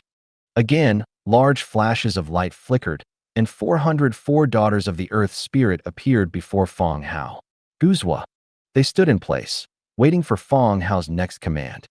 Then, Fang Hao opened the Lord's Book to craft weapons and equipment for the Daughters of the Earth Spirit. The Daughters of the Earth Spirit's Skull Crusher skill requires equipping hammer-type weapons. This reminded Fang Hao of the recently acquired Guard's spiked mace. It turned out that the Guard set was equipment that matched the Daughters of the Earth Spirit. At that time, he thought this set of equipment was useless, but now he was using it. Without much hesitation, Fang Hao began to craft the equipment. Hundredfold increase triggered, obtain Guard spiked mace 505. Hundredfold increase triggered, obtain Guard's breastplate 505. Hundredfold increase triggered, obtain Guard's gloves 505. Hundredfold increase triggered, obtained. Hundredfold. Another batch of light appeared, and the entire open space was filled with the crafted Guard's equipment. All right, everyone, put on your equipment first. After you're done, follow the army to the main city, Fang Hao shouted loudly. Okay, sir. The Daughters of the Earth Spirit replied and began to change their equipment in an orderly manner. Before long, all the Daughters of the Earth Spirit had changed into their equipment. The large group left in a grand procession and began to return to the main city. The next day, early morning. After washing up, Fang Hao came outside to breathe in the fresh air. Looking at the bright and sunny morning, he couldn't help but exhale. Sunny days are really good. After experiencing continuous heavy rain, he felt that sunny days made people feel more comfortable. The war in Tasco City was over. Fang Hao had soaked in a hot spring last night and had a good night's rest. He had swept away his fatigue and was fully rejuvenated. Ear was making breakfast, and Fang Hao also started his daily morning exercise. He started jogging around the territory. Passing by the Blackrock training ground, he saw a group of daughters of the Earth Spirit exercising in the training ground. "Good morning, Lord." "Good morning, sir. Would you like to join us for morning exercise?" The daughters of the Earth Spirit were doing push-ups and lifting weights. They displayed their somewhat exaggerated muscles. Fang Hao felt like he had entered a muscle training ground. The entire training ground was filled with muscular women. Last night, after returning to the main city, Fang Hao also built a Blackrock training ground and a large number of civilian houses in the city for the daughters of the Earth Spirit to live in. They were already being used this morning. No need. I'll just do a simple run." Fang Hao politely refused and quickened his pace to leave. The Blackrock training ground was actually a very good building. It covered a large area and could accommodate hundreds of people exercising at the same time, and beastmen training here could also get an additional 20% benefit. However, for recruited troops like the Daughters of the Earth Spirit, it could not provide experience bonuses.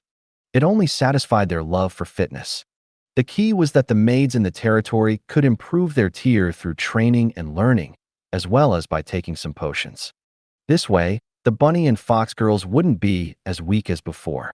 He jogged slowly and passed by the stone carving workshop, where he happened to see the skeleton stone carver, Gray, pushing the door open and coming out of the workshop.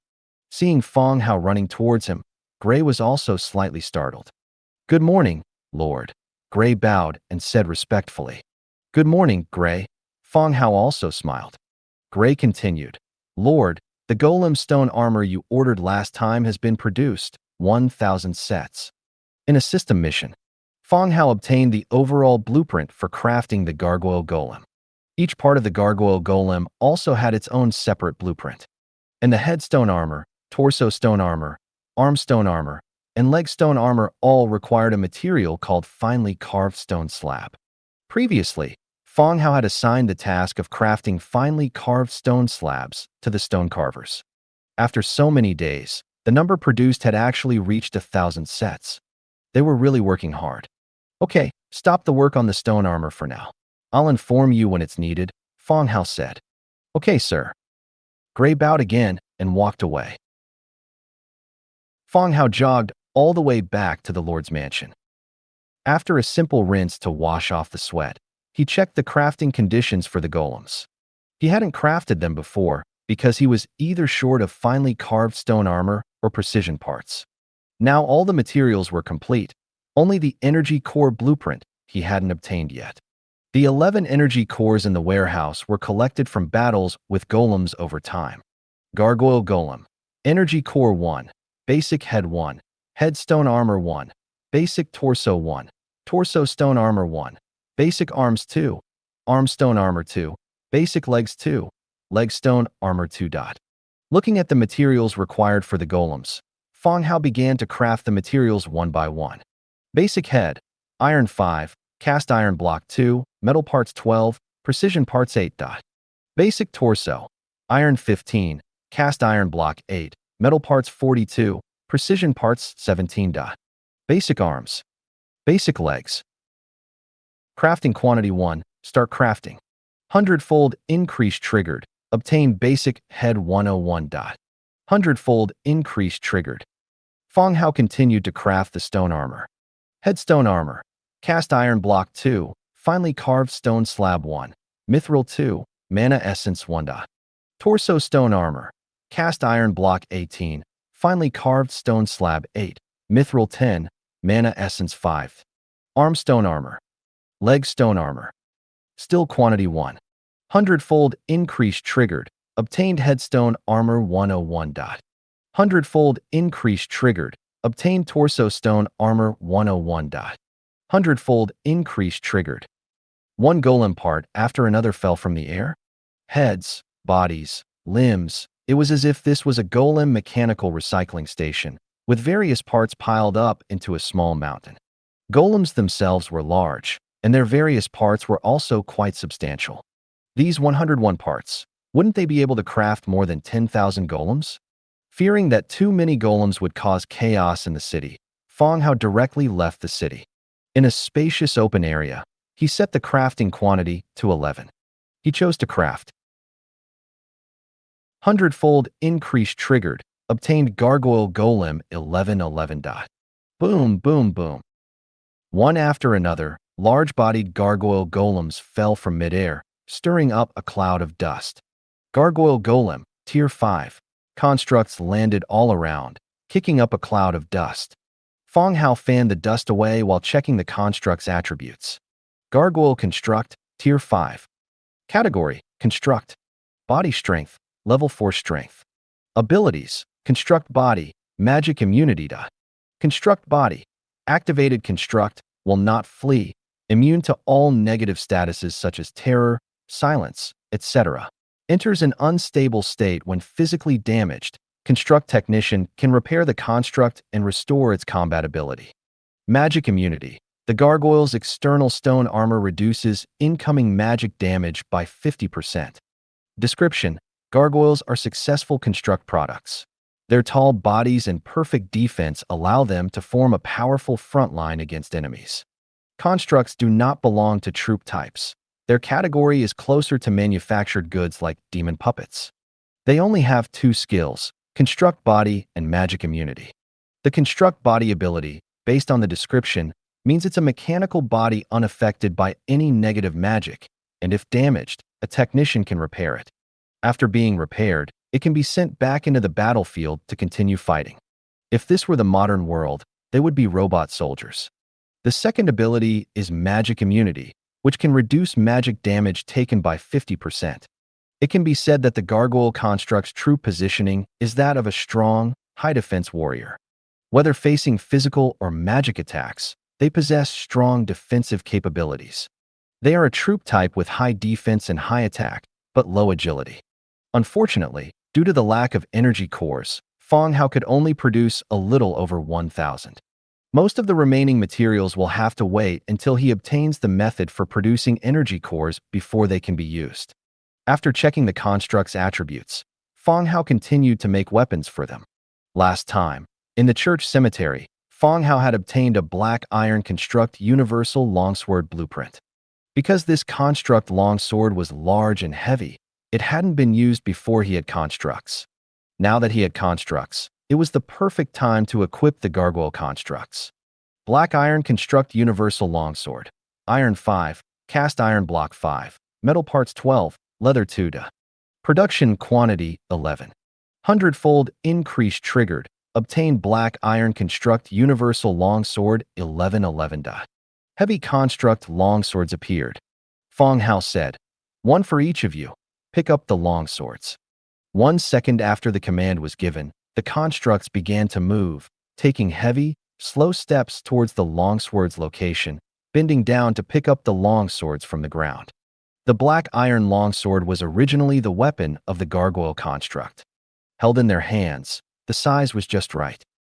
After all the constructs had picked up their weapons, Fang Hao continued to give orders. 10 of you go to the East City Gate. 10 of you go to the West City Gate. You go to the South City Gate. You go to the North City Gate. Fang Hao directed them one by one. The constructs' clumsy bodies were clearly not suitable for patrolling the territory.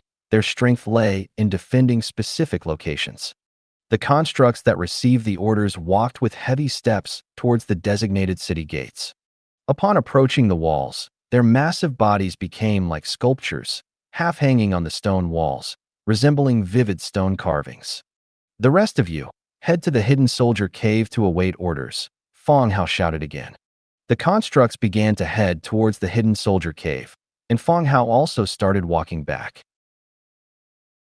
Returning to the Lord's mansion, had already prepared breakfast. A sumptuous meal was already laid out on the table. Not only did Jiao wake up early today, but even the black-footed cat, Luo Li, sat obediently at the dining table, waiting to eat. Clap. Seeing Fang Hao sit down at his place at the dining table, Luo Li slapped her small hand on the table, and when she took it away, it revealed a few gold coins underneath. What are you doing? Fang Hao asked curiously. Could it be that this little girl knew that freeloading required payment? I want to buy a purple scale horse, Luo Li said loudly. He had thought too much. She had come here to buy something from him. Fang Hao glanced at Luo Li and asked curiously, the village is so close to here. You don't need to ride a horse, right?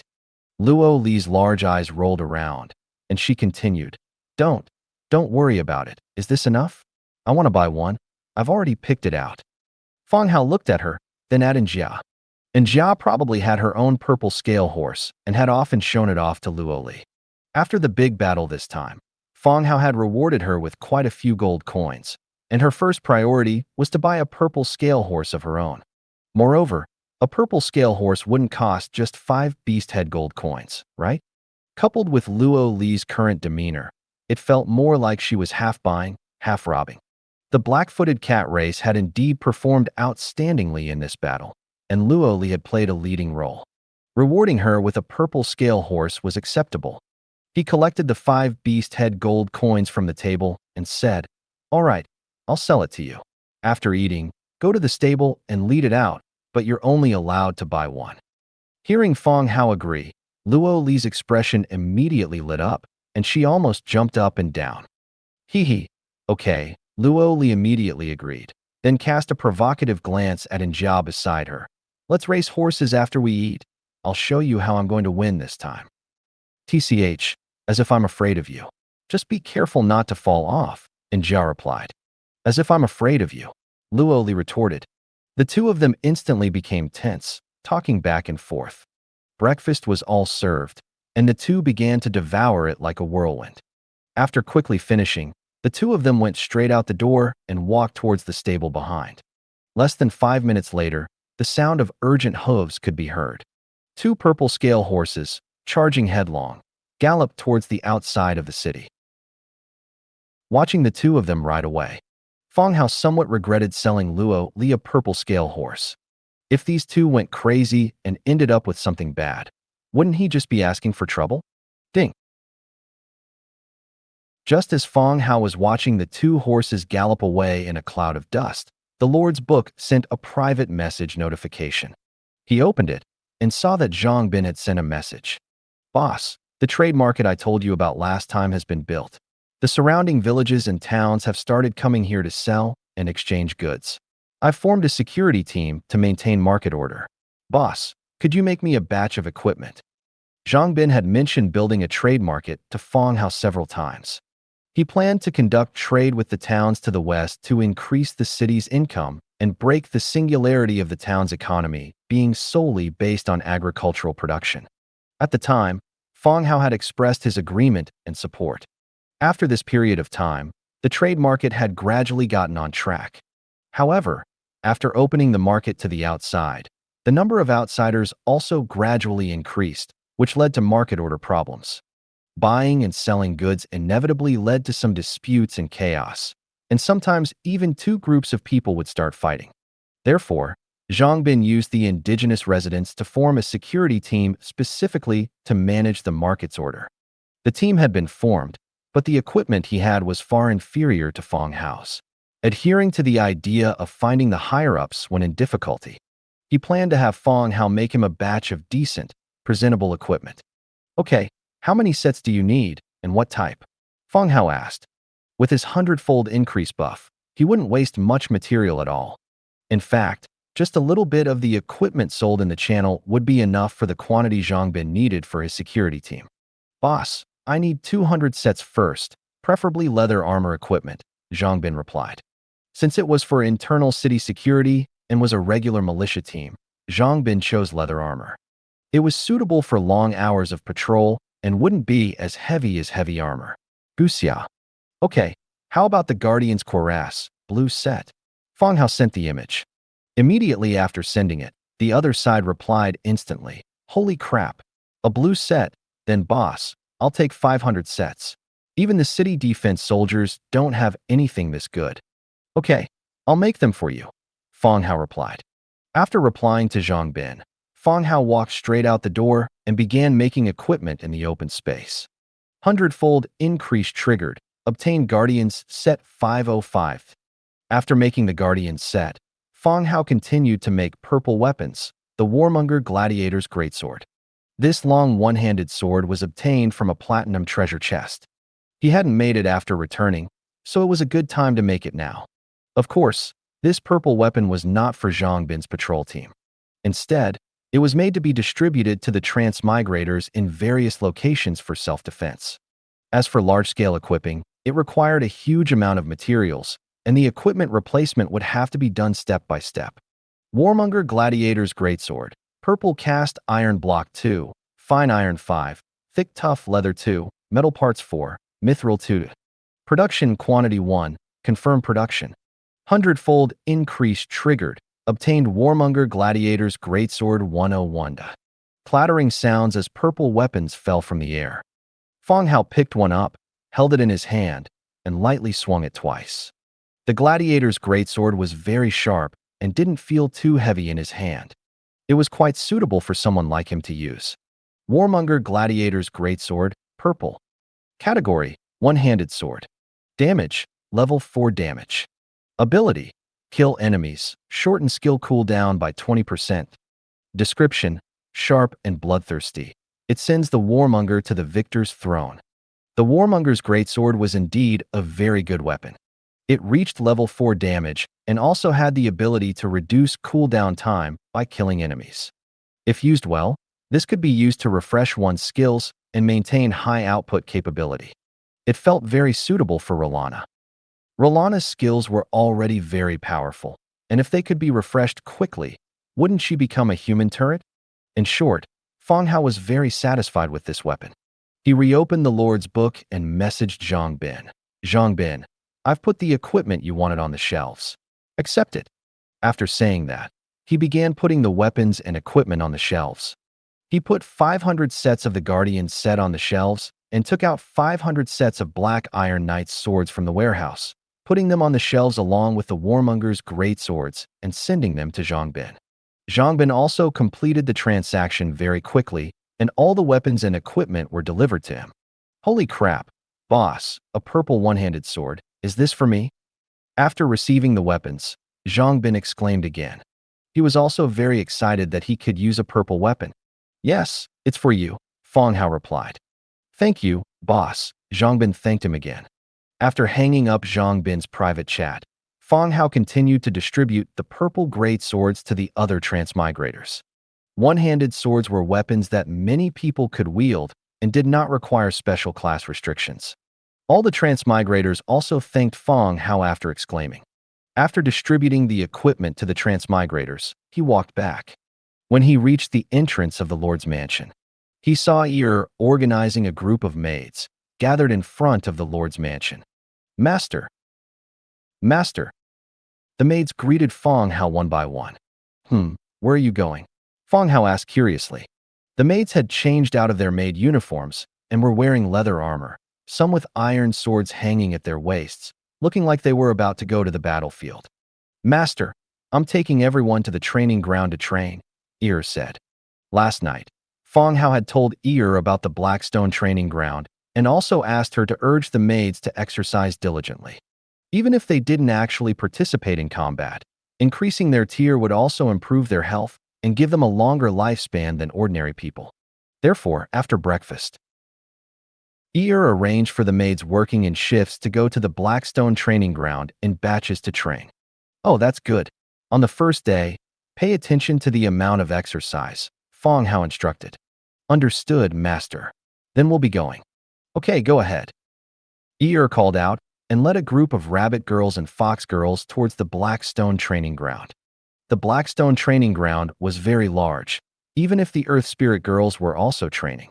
There was also a place for the maids to train. He just hoped that Ir and the others wouldn't train into muscle-bound women like the Earth Spirit girls, which was truly a bit scary. After the maids left, Fang Hao also returned to his room to rest. Afternoon, 2 o'clock. There was an urgent knocking sound from the door. Before Fang Hao could ask, he heard a maid's voice. Master, Lord Nisbet is waiting for you in the hall. It seems to be something very urgent. Fang Hao was stunned, immediately closed the book on the table, and replied, "Okay, I'll be right down." Nisbet was divided into two types, heroes and troops. The troop Nisbets had attacked Tusk City with Fang Hao. The hero Nisbets, led by Nie, had ridden bone dragons to chase down the fleeing red dragon. The one who was urging him to come over now must be the hero Nisbet who had been chasing the red dragon. Fang Hao walked out of his room and went downstairs. Indeed, he saw Nie and the others on the first floor. The five Nisbet heroes were relatively battered, with dents left by heavy blows on their armor and burn marks on parts of their bodies. Fortunately, no one was missing. In the center of the hall, the red dragon, in human form, was tied up tightly, with deep wounds visible to the bone all over its body. It lay there, not knowing whether it was dead or alive. Lord, seeing Fang Hao come down, Nie and the others immediately saluted. You've worked hard," Fang Hao said, his gaze immediately falling on the red dragon. Soul of Blazing Flame, Spencer, Orange Tier 5 Hero. The ability to display the name indicated that the red dragon in front of him was only in a state of severe injury and coma, and was not yet dead. It was the dragon race's physique that allowed it to be alive with such injuries. Otherwise, any other creature facing such injuries would have already been completely dead. "Quickly, go and invite Scholar and Ayerson over," Fang Hao said to a maid nearby. The maid nodded and quickly walked out. After returning, Ayerson had continued his seclusion to create 3 orc hero corpses. He had just gone into work last night, and today he had to be called out first, to prioritize dealing with the red dragon in front of him. Lord, this is the dragon race's pendant. At that time, when he was severely injured, he relied on the scroll inside the pendant and almost escaped, Nie said, taking a pendant from his Y and handing it to Fang Hao. Space pendant, space pendant. Category, necklace. Ability, magic space, 3 cubic meters. Description, a small magic space created using space magic, capable of storing items at any time. Items with magic space are already considered absolutely rare. Even in the Merchant Alliance, space items have never been sold. Each one is extremely precious. Their value is even higher than some orange tier items. The function of the space necklace is the same as that of my demon space. It contains a magic space inside, allowing the wearer to store items more conveniently. It seems this world also utilizes this kind of space magic on various accessories. With a thought, my consciousness immediately entered the pendant. Next, whoosh. Large amounts of gold and silver jewelry, potions, scrolls, and dragon crystals, piled up into a small mountain in the center of the hall. Dragons are really rich. There are so many good things in this storage space. Just as Fang Hao was surprised by the dragon's wealth, the red dragon's body in front moved slightly. Just this slight movement immediately tensed the nerves of everyone present. For Nisbets stepped forward and pressed the red dragon's body down, holding it firmly to the ground. Another one even raised the battle axe in his hand, pointing it at the red dragon's head, ready to strike down immediately if any danger occurred. The red dragon was awake, but his injuries left him severely wounded and on the verge of death. Held down by the 4, he didn't even have the strength to struggle. Even so, the red dragon still struggled to lift his head, looking coldly at Fang Hao in front of him. "Human, if you don't want to incur the dragon's revenge, you'd best release me immediately, otherwise the dragon legions will once again flatten your city." The red dragon Spencer's low voice rang out. Even though he was currently a captive, the red dragon's tone remained strong and arrogant. Although he didn't know why humans would act together with the undead. But given humanity's fear of dragons, he believed they would immediately release him with just a little intimidation. After escaping, he would lead his kin to burn clean all the undead who had severely injured him. Fang Hao looked at the disheveled Spencer below and said in a deep voice, "You nearly killed me on the battlefield. Do you think I'll let you go? If you don't release me, you will only bring disaster upon your people. Do you think you have a second choice?" Spencer's breathing was somewhat weak. "If I kill you here, your kin won't know. What do I have to fear?" Fang Hao continued. Fang Hao wouldn't be foolish enough to let him leave. Killing him might keep it a secret for a while, but letting him go back like this would mean the dragons would come killing tomorrow.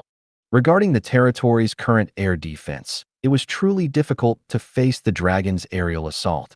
Even if they mass-produced air units, it was uncertain if they could defeat the dragons. Therefore, Fang Hao had no intention of letting him leave. Spencer looked at the calm Fang Hao before him, and his heart sank slightly. Could this human be crazy, truly intending to kill him?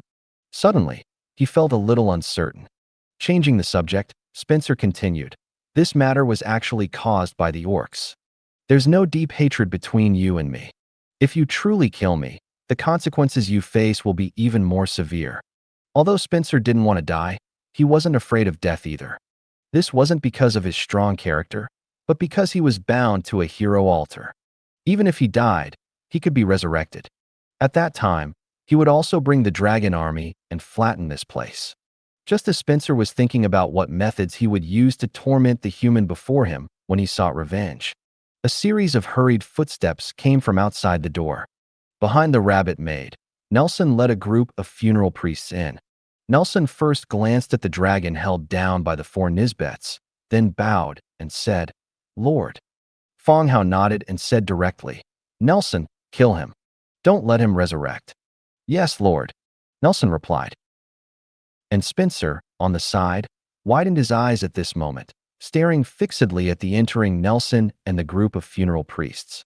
Dragons have long lifespans, naturally knowing more things. When Nelson entered, Spencer recognized his identity. Lich.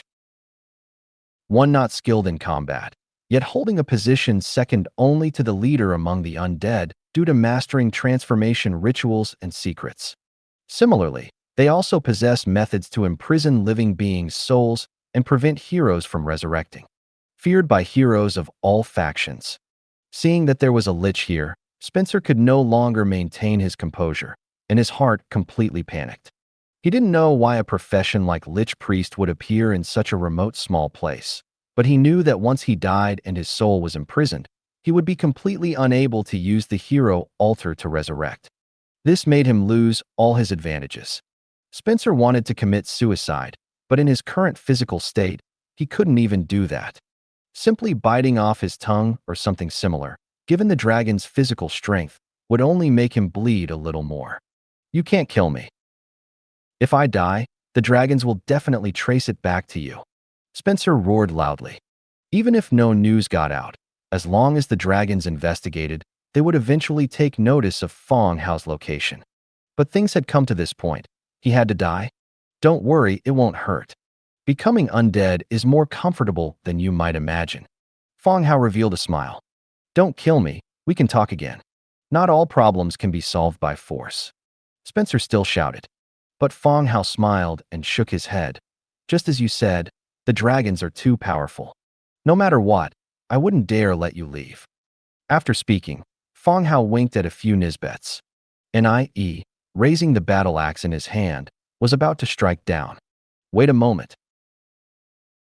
Suddenly, Nelson spoke again, stopping the battle axe that was about to fall. "Scholar, is there a problem?" Nie asked.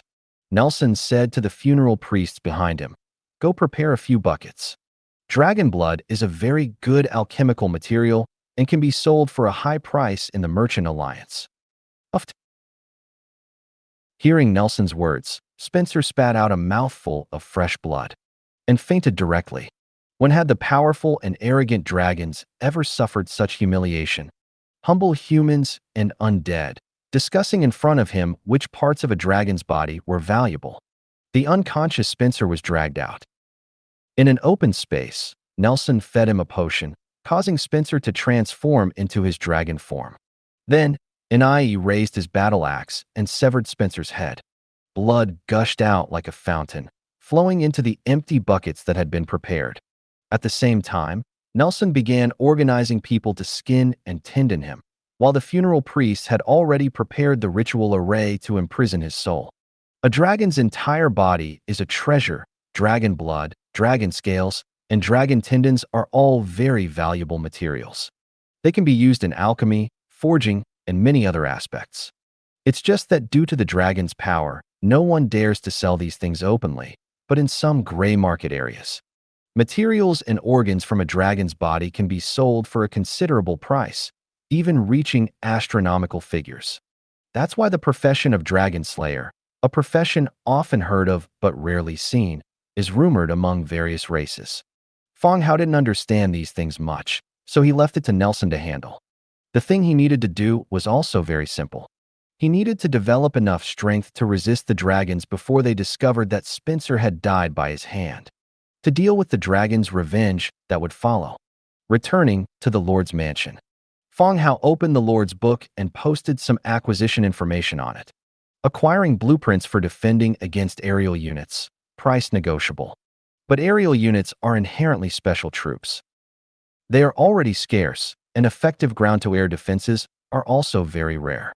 After the message was sent out, there was also a heated discussion in the channel, with various ingenious methods being proposed. But those methods were acceptable for dealing with ordinary aerial units. Dealing with dragons would be relatively difficult. After asking everyone to keep an eye out for him, Fang Hao also instructed the skeleton merchant Duogene to pay attention to relevant blueprints sold by the Merchant Alliance. Time flew by quickly. In the blink of an eye, 3 days passed. During this time, Fang Hao readjusted the deployment of the skeleton heroes. Black Sword was transferred from Dong Jiayue's side to the Orcs' Blackstone City. At the same time, Heavy Arrow and Fireblade from Coldwind Fortress were also transferred back to the main city, responsible for the main city's safety along with the other heroes. Today, just after getting up in the morning, Fang Hao received a message from Rebecca. After eating breakfast, calling Demeter and Aseti, he activated Demon Teleport and headed directly to Lysis City. The next second, the three of them appeared directly in the hall of the City Lord's mansion.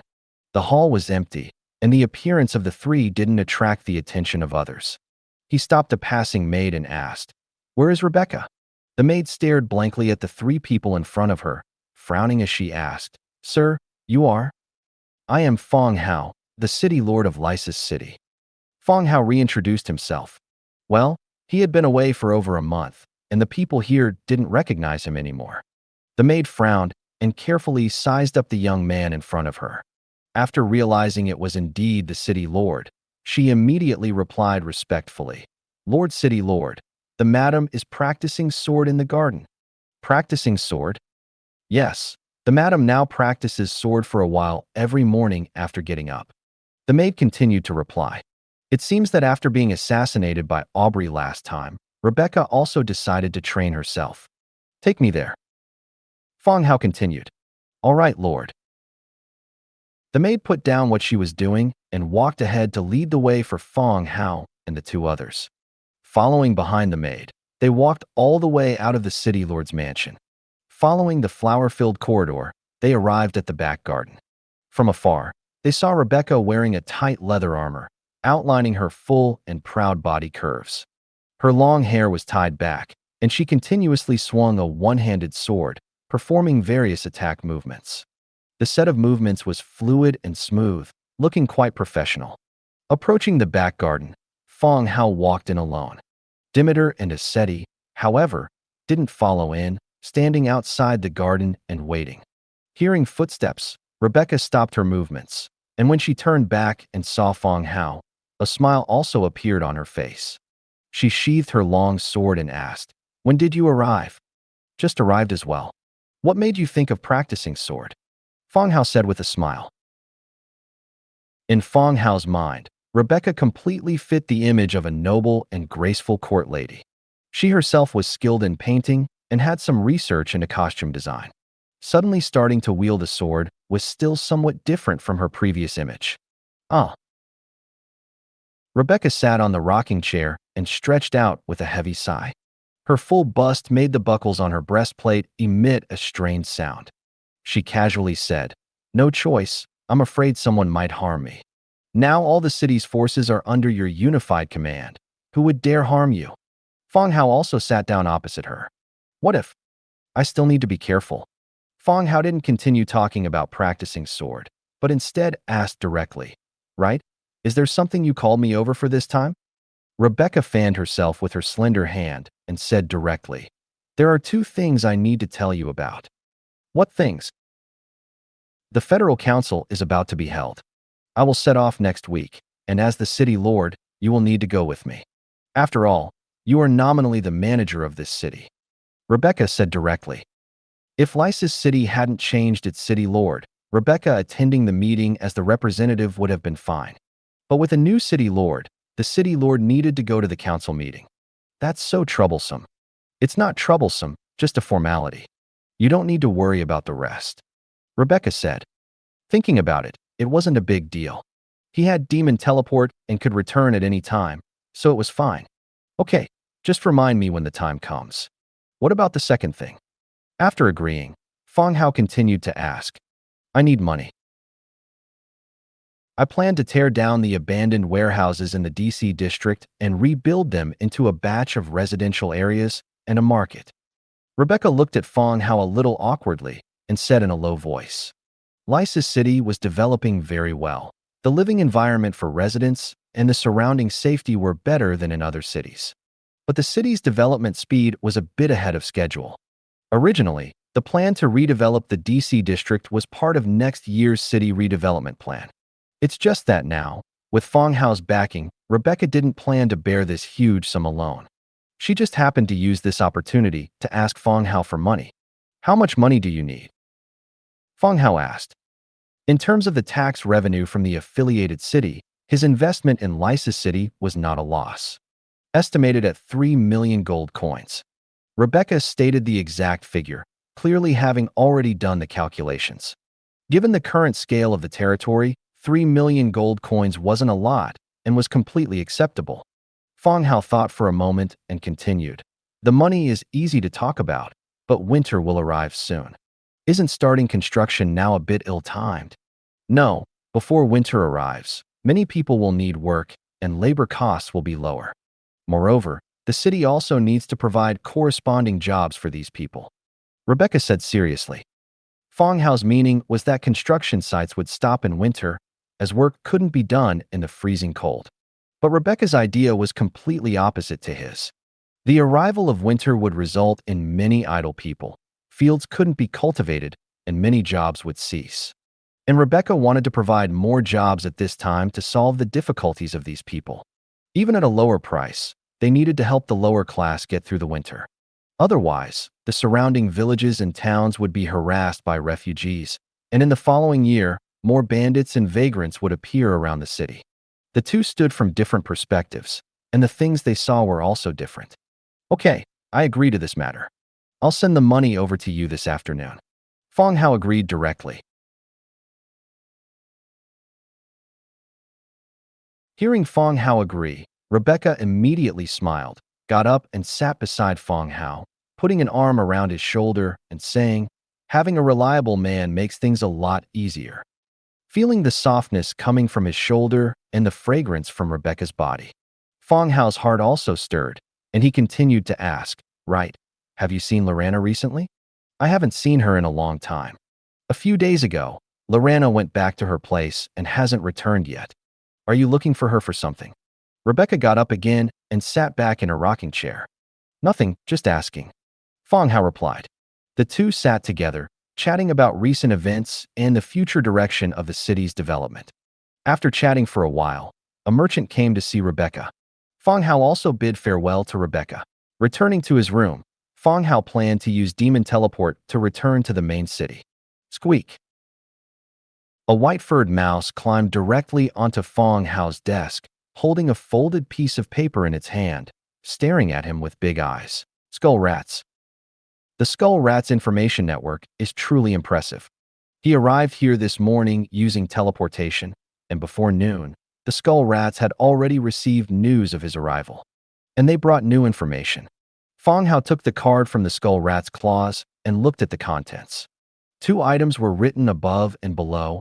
One was news of the Sword of Atonement, and the other was the Skull Rat's shopping list. The Sword of Atonement is a quest item for Little Yu to advance in rank.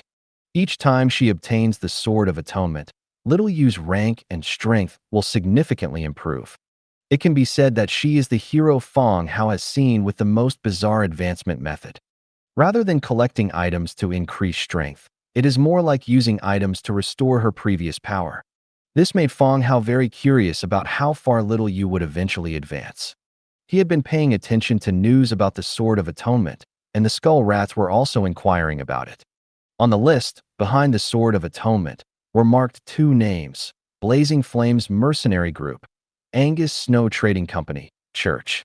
The next line contained the supplies needed by the Skull Rats, including fur, food, and other basic resources. It seems that the heavy rain last week also affected life in the underground world. Okay, I will arrange for someone to deliver the supplies tomorrow, Fang Hao said to the Skull Rat in front of him. The Skull Rat nodded, then turned and fled into the back of the closet, disappearing from sight. Fang Hao and the Skull Rats still maintained a cooperative relationship. Moreover, the Skull Rats themselves were very restrained and would basically not go to the surface world or appear in front of humans. This time, due to the flood, they only exchanged supplies with Fang Hao and did not steal food from human granaries. With the Skull Rat's intelligence, stealing human food would not be difficult. Fang Hao noted the names and stored the card in the demon space. Someone, Fang Hao called out softly. The door opened, and a Lionheart Knight walked in. Your Excellency, go to the original residence and have Little Yu come to see me, Fang Hao instructed. Yes, Your Excellency, the Lionheart Knight replied, quickly leaving. Little Yu had been staying in Lysic City, not only to search for the Sword of Atonement set, but also to protect the two shops in the city. Half an hour later, Fang Hao waited for Little Yu in front of the city lord's mansion. Your Excellency, you summoned me. Little Yu stepped forward and said softly. Fang Hao boarded the carriage while saying, Let's go. There is information about the Sword of Atonement. Let's go take a look together. Okay, Your Excellency, Little Yu replied, following Fang Hao into the carriage. The carriage slowly started, heading towards the DC District Mission Hall with 10 Lionheart Knights. Fang Hao in the carriage was just a demon doll with the same appearance. The main body remained in the city lord's mansion, and Dimika and Aseti also did not stay in the city lord's mansion. The carriage moved forward and soon arrived at the mission hall. This was the place where mercenary teams accepted missions, gathering in small groups, waiting to accept missions. Fang Hao and the others entered the hall. From afar, he saw Fatty Eric, talking in low voices with several mercenaries. Since being rejected by Lorana last time, Eric seemed to have given up on pursuing Lorana and never wrote any love poems again. This time, Fang Hao needed someone to bridge the gap between the Blazing Flames mercenary group and the Snow Trading Company, and the first person he thought of was Eric. This fatty, who was not considered official but had some contact with all forces. When Fang Hao walked in, Eric naturally saw Fang Hao. He said goodbye to the mercenaries he was talking to and quickly walked over, his belly protruding. Approaching, he said, Brother, how did you become the city lord? When something happens in the future, you must think of me. Eric started talking incessantly in a low voice. Okay, I don't have much real power as this city lord, but I will definitely help if I can. Fang Hao continued to ask, where are the people from the Blazing Flames mercenary group? I already contacted them for you. What are you worried about with me handling things? Eric patted his chest. Eric's family business was an old brand in the city. Many mercenary groups registered in the city had been hired by Eric, and even mercenary groups that had not been contacted were easy to connect with. After all, mercenary groups made money by accepting missions and were more willing to contact people with businesses like Eric. Then where are they? Can we talk here? Come with me. Eric led Fang Hao and the others out of the mission hall and came to a tavern outside. They didn't stay outside the tavern, but passed through a long corridor. They stopped in front of a private room. Many mercenaries stood outside the door, and when they saw Fang Hao's group, they immediately showed vigilant expressions. I am Eric, and I have an appointment with Captain Angus to meet here, Eric immediately explained. The mercenaries outside the door clearly recognized Eric. However, the group of Lionheart Knights behind Fang Hao made these mercenaries more cautious. Their shiny golden armor was too conspicuous. Wait, the mercenaries said, turning and entering the room. After a while, the door opened, and the mercenaries said, You can go in. Eric waved his hand and led Fang Hao and Little Yu in, while the group of Lionheart Knights behind him were left outside. The area inside the room was not large, and there were 3 people in total. One person was sitting at the table eating, and the other 2 were dressed as mercenaries, standing respectfully on the side. The person sitting on the wooden chair was dressed in leather armor with very short hair. Judging from the contours of her face and the slightly raised chest, it was a woman. The woman put down her wine glass and said, "Mr. Eric, do you have any missions you want to entrust to me?" Her voice was relatively neutral, which was also in line with the woman's dress. Eric smiled and said, "Captain Angus, this time my friend wants to discuss some business with you. As for cooperation, there will naturally be more opportunities in the future after this first contact." "Oh, what business?" "We don't take murder and arson jobs," Angus continued. Eric led Fang Hao to sit at the table and said, "My friend likes to collect handicrafts on weekdays." He accidentally learned that Captain Angus has a handicraft called the Sword of Atonement. Speaking of this, Eric didn't continue, and the 3 of them looked at the woman opposite them at the same time. Angus looked at Fang Hao curiously and asked plainly, "How did you know I had this thing?"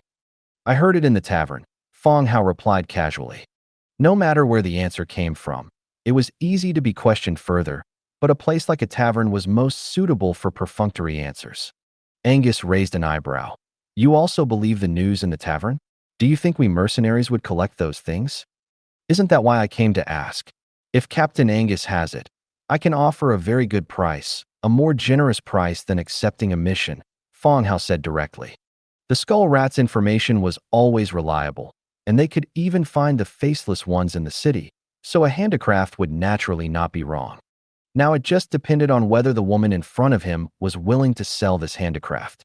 Hearing that Fang Hao would offer a high price, Angus also became curious and continued to ask, "Tell me, how much money can you give?" 5,000 gold coins, enough for you and your brothers to spend this winter in style, and your family can eat their fill and dress warmly," Fang Hao said very calmly. Hearing this number, Angus remained calm.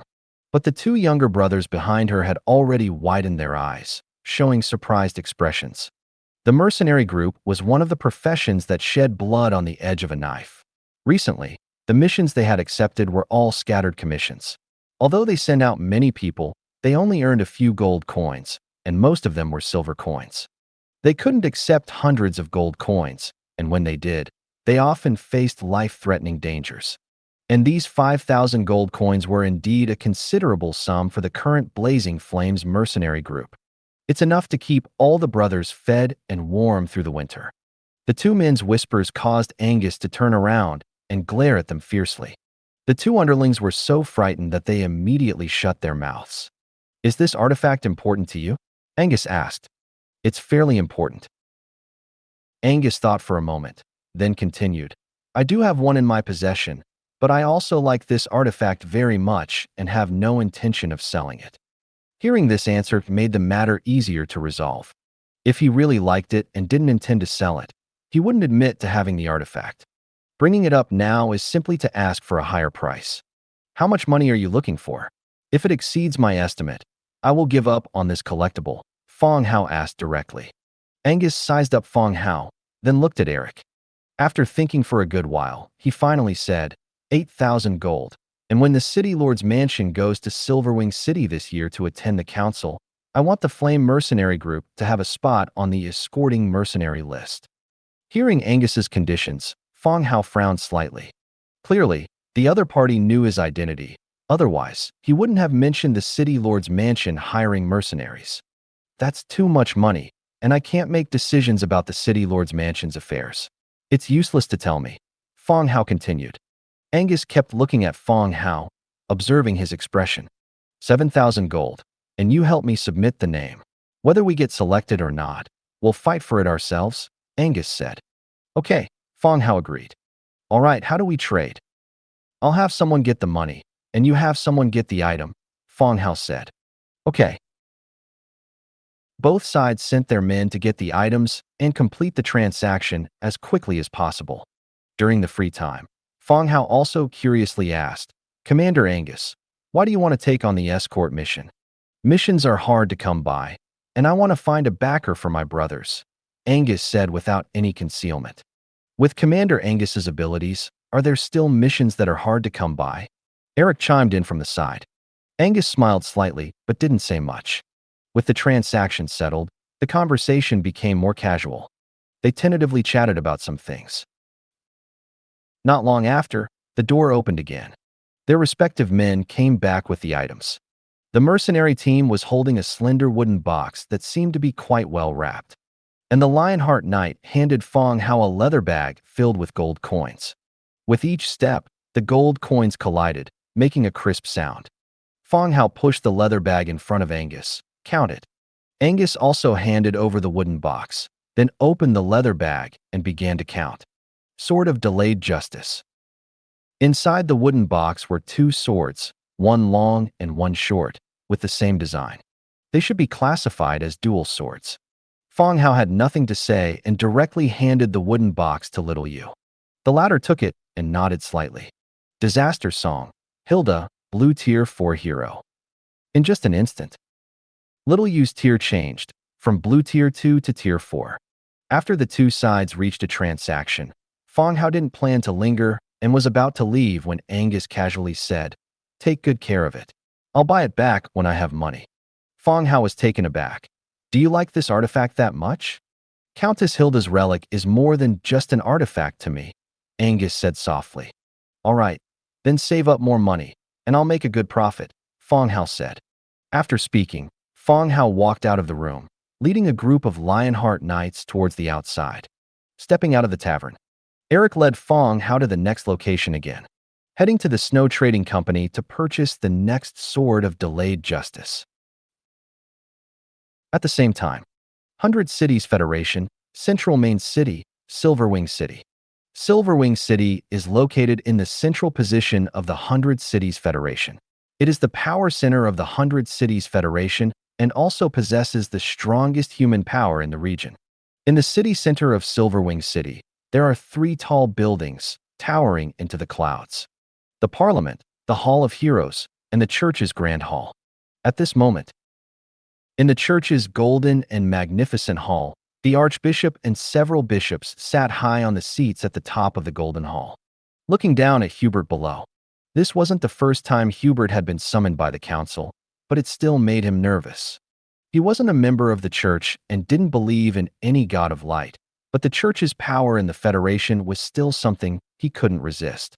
Even though he was also a member of the Federation's parliament, he still had to be obsequious to the church. "Greetings, Archbishop, esteemed bishops," Hubert said humbly, bowing to everyone. Hubert's voice echoed in the hall. Immediately afterward, a deep voice came from above, explained the matter of Lee's city in detail. The tone was like a command. "Oh, all right," Hubert replied, continuing. "When we went to Lee's city, we received the news of the city Lord Aubrey's death. At the banquet, Rebecca introduced us to her new husband, a transmigrator named Fang Hao. After receiving the transmission from you, esteemed sirs, I immediately went to the temple and discovered that cracks had appeared in the statue of the great god of light. The assistant priest said it needed to be repaired." Hubert kept his head down, carefully recounting everything he had seen in Lee's city, not daring to omit a single detail. After speaking, the hall fell silent again. No one spoke, and Hubert kept his head down, not daring to raise it. After a while, a voice came from above again. "What deity's statue is enshrined in the temple in Lee's city?" "The god of light and the goddess of fertility." "What else did you find in the city, or did anything happen?" the bishop above asked again. Hubert thought for a moment and replied again. "Fang Hao beat up Grode of the Marshall family. One of his subordinates did it. He seemed to be an orange hero. He was very strong. He kicked Grode unconscious with one kick. The rest is nothing." Why was Fang Hao mentioned again? The church wasn't concerned about local aristocratic affairs. They didn't care at all whether those city lords and nobles had dead husbands or were keeping a transmigrator as a gigolo. What they were more concerned about was the loss of faith in Lee's city. But it seemed that Hubert didn't know much. What he said was just those few things over and over again. "All right, you can leave first. Don't leave the city during this time. We will look for you if anything happens." Hubert nodded immediately. Yes, if there's anything, please feel free to look for me, esteemed sirs." "Go." Hubert was relieved, not daring to raise his head, dragging his numb legs as he walked out. He quickly left the church's grand hall. After Hubert left, the church's high-ranking officials began to discuss. But after saying all that, they still didn't analyze any useful information. With Li's city's capabilities, they couldn't even touch the level of competing for faith. How could such a thing as the loss of faith happen? Just when everyone was clueless. A saint standing in the shadows walked to the center. He said softly, "Archbishop, esteemed bishops, I do have some ideas." Everyone looked at the saint who spoke. The saint puffed out his chest and continued, "I have heard of this Fang Hao. He does have some close connections with the undead. Perhaps it has something to do with the matters of Li's city." The saint's words caused a brief commotion in the silent and solemn hall. Undead interfering in human cities was simply unbelievable. But soon, someone raised a differing opinion. "Saint Suhaid, is the information you provided accurate?" Suhaid was the saint who had spoken from below the platform, claiming Fang Hao was involved with the undead. He himself was a transmigrator, his mother was Russian, and his appearance was closer to his mother's, a mix of two countries. However, he was relatively lucky. After transmigrating, he quickly came into contact with the church, and, through his abilities as a transmigrator and some cleverness, rose to the position of saint. Saints held certain privileges and influence within the church. At the same time, they were also candidates for the next archbishop. However, while the position of saint seemed prestigious, the competition was equally fierce. The church would train 13 saints each time, and only one of these 13 would be chosen as the candidate for the next archbishop. The rest who survived would become bishops, but more often than not, they would die in various accidents during the struggle. The intensity of the open and hidden struggles was even more dangerous than the ancient imperial succession battles.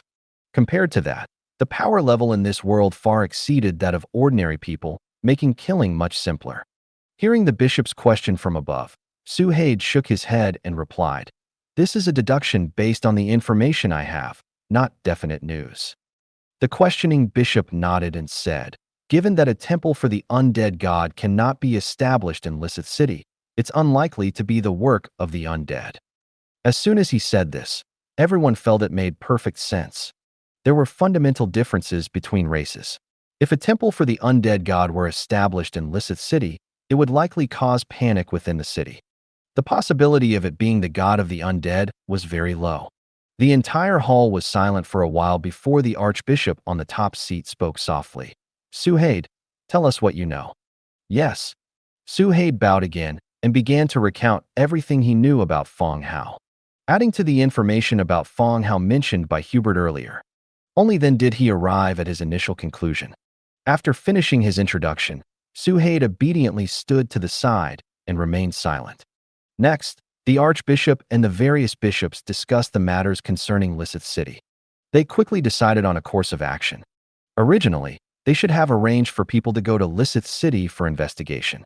However, the federal parliament was about to convene soon, and both Rebecca and the newly appointed Fang Hao would attend the parliament. This saved them the trouble. They just needed to wait for the two of them to arrive and then conduct the investigation. Here, they also held the initiative. At this point, the meeting came to an end. "All right, that's all for today. Everyone still needs to focus on this parliament," the archbishop said. "Yes," everyone responded. The meeting ended, and everyone walked out of the church hall. Lissith City. Fang Hao, Eric, and Xiao Yu walked out of the Snow Merchant Guild. The purchase of the Sword of Atonement went smoothly. They finally bought this collectible for a price of 5,000 gold. The Snow Merchant Guild's business had been declining recently. Many industries within the city had been affected by the recent political changes. Adding to that, the rumors that the Sword of Atonement was unlucky, they just chatted a few sentences, and the other party sold it to Fang Hao. They even seemed a bit eager to sell it. After obtaining this weapon, Xiao Yu's rank increased again. She went directly from Tier 4 to Blue Tier 6. After the purchase was completed, Fang Hao and Eric separated and returned to their respective residences. The next day, the teleportation light screen lit up again, and Fang Hao, along with Demeter and Asserti, arrived at Lissith City once more. He released the demon puppets, carrying various supplies towards the underground world. Meanwhile, he called for the maid to take him to find Rebecca. Although it was morning, Rebecca was still very busy. The maid led them through corridors and arrived at a warehouse in the backyard. At this time, they heard Rebecca directing a group of servants who were moving items. Seeing the maid bring Fang Hao over, Rebecca was momentarily surprised. "I heard from the guards that you just went out with someone. Why are you back?" It seemed the guards had reported the departure of the demon puppets directly to Rebecca. This was not strange. The entire Lysith city was under Rebecca's control, and even minor movements within the city lord's mansion would be reported to Rebecca immediately. Although this was one of Fang Hao's subsidiary cities, on the surface, he was still Rebecca's puppet husband. Any actions he took, the guards of the city lord's mansion would also inform Rebecca. "My subordinates went out to do something," Fang Hao replied simply. "Oh," Rebecca nodded, not thinking much about it.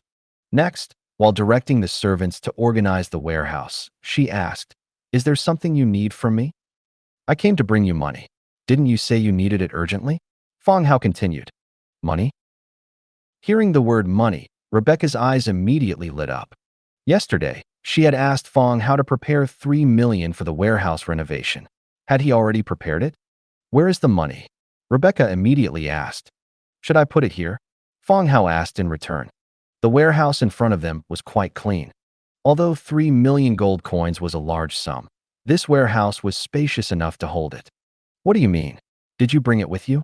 Rebecca looked at Fang Hao again. She thought he had brought Warfire cards. Warfire cards came in many denominations, and a 1,000,000 denomination Warfire card could be exchanged for the corresponding amount of gold coins from the Merchant Alliance. But Warfire cards also had their drawbacks. When the amount reached a large sum like 3 million, even if you went to exchange it, the Merchant Alliance would need some time to prepare. At the fastest, it would take 3 days to provide the corresponding amount of gold coins. Furthermore, for renovation projects, Warfire coins were not practical at all. Ordinary gold and silver coins were better for paying workers. But there was nothing she could do. It was already very good that Fang Hao could support her with so much money. Although the exchange was a bit troublesome, she would just wait a few more days. "Okay, give it to me." "Although it's a bit troublesome," Rebecca continued. Fang Hao glanced at her, not understanding what she meant by a bit troublesome. He took out the Lord's book, touched it, and took out all the gold coins inside. Clang, clang, clang. Box after box of gold coins were piled up in the center of the warehouse, forming a hill of gold coins, with coins constantly rolling down. The morning light shone on the gold coins through the window, illuminating the entire warehouse with a dazzling brilliance. Whether it was Rebecca or the busy servants present, they all widened their eyes, staring at the hill of gold coins that had suddenly appeared before them. "What are you looking at?" Fang Hao waved his hand in front of Rebecca. After Rebecca came to her senses, "You didn't bring Warfire cards?"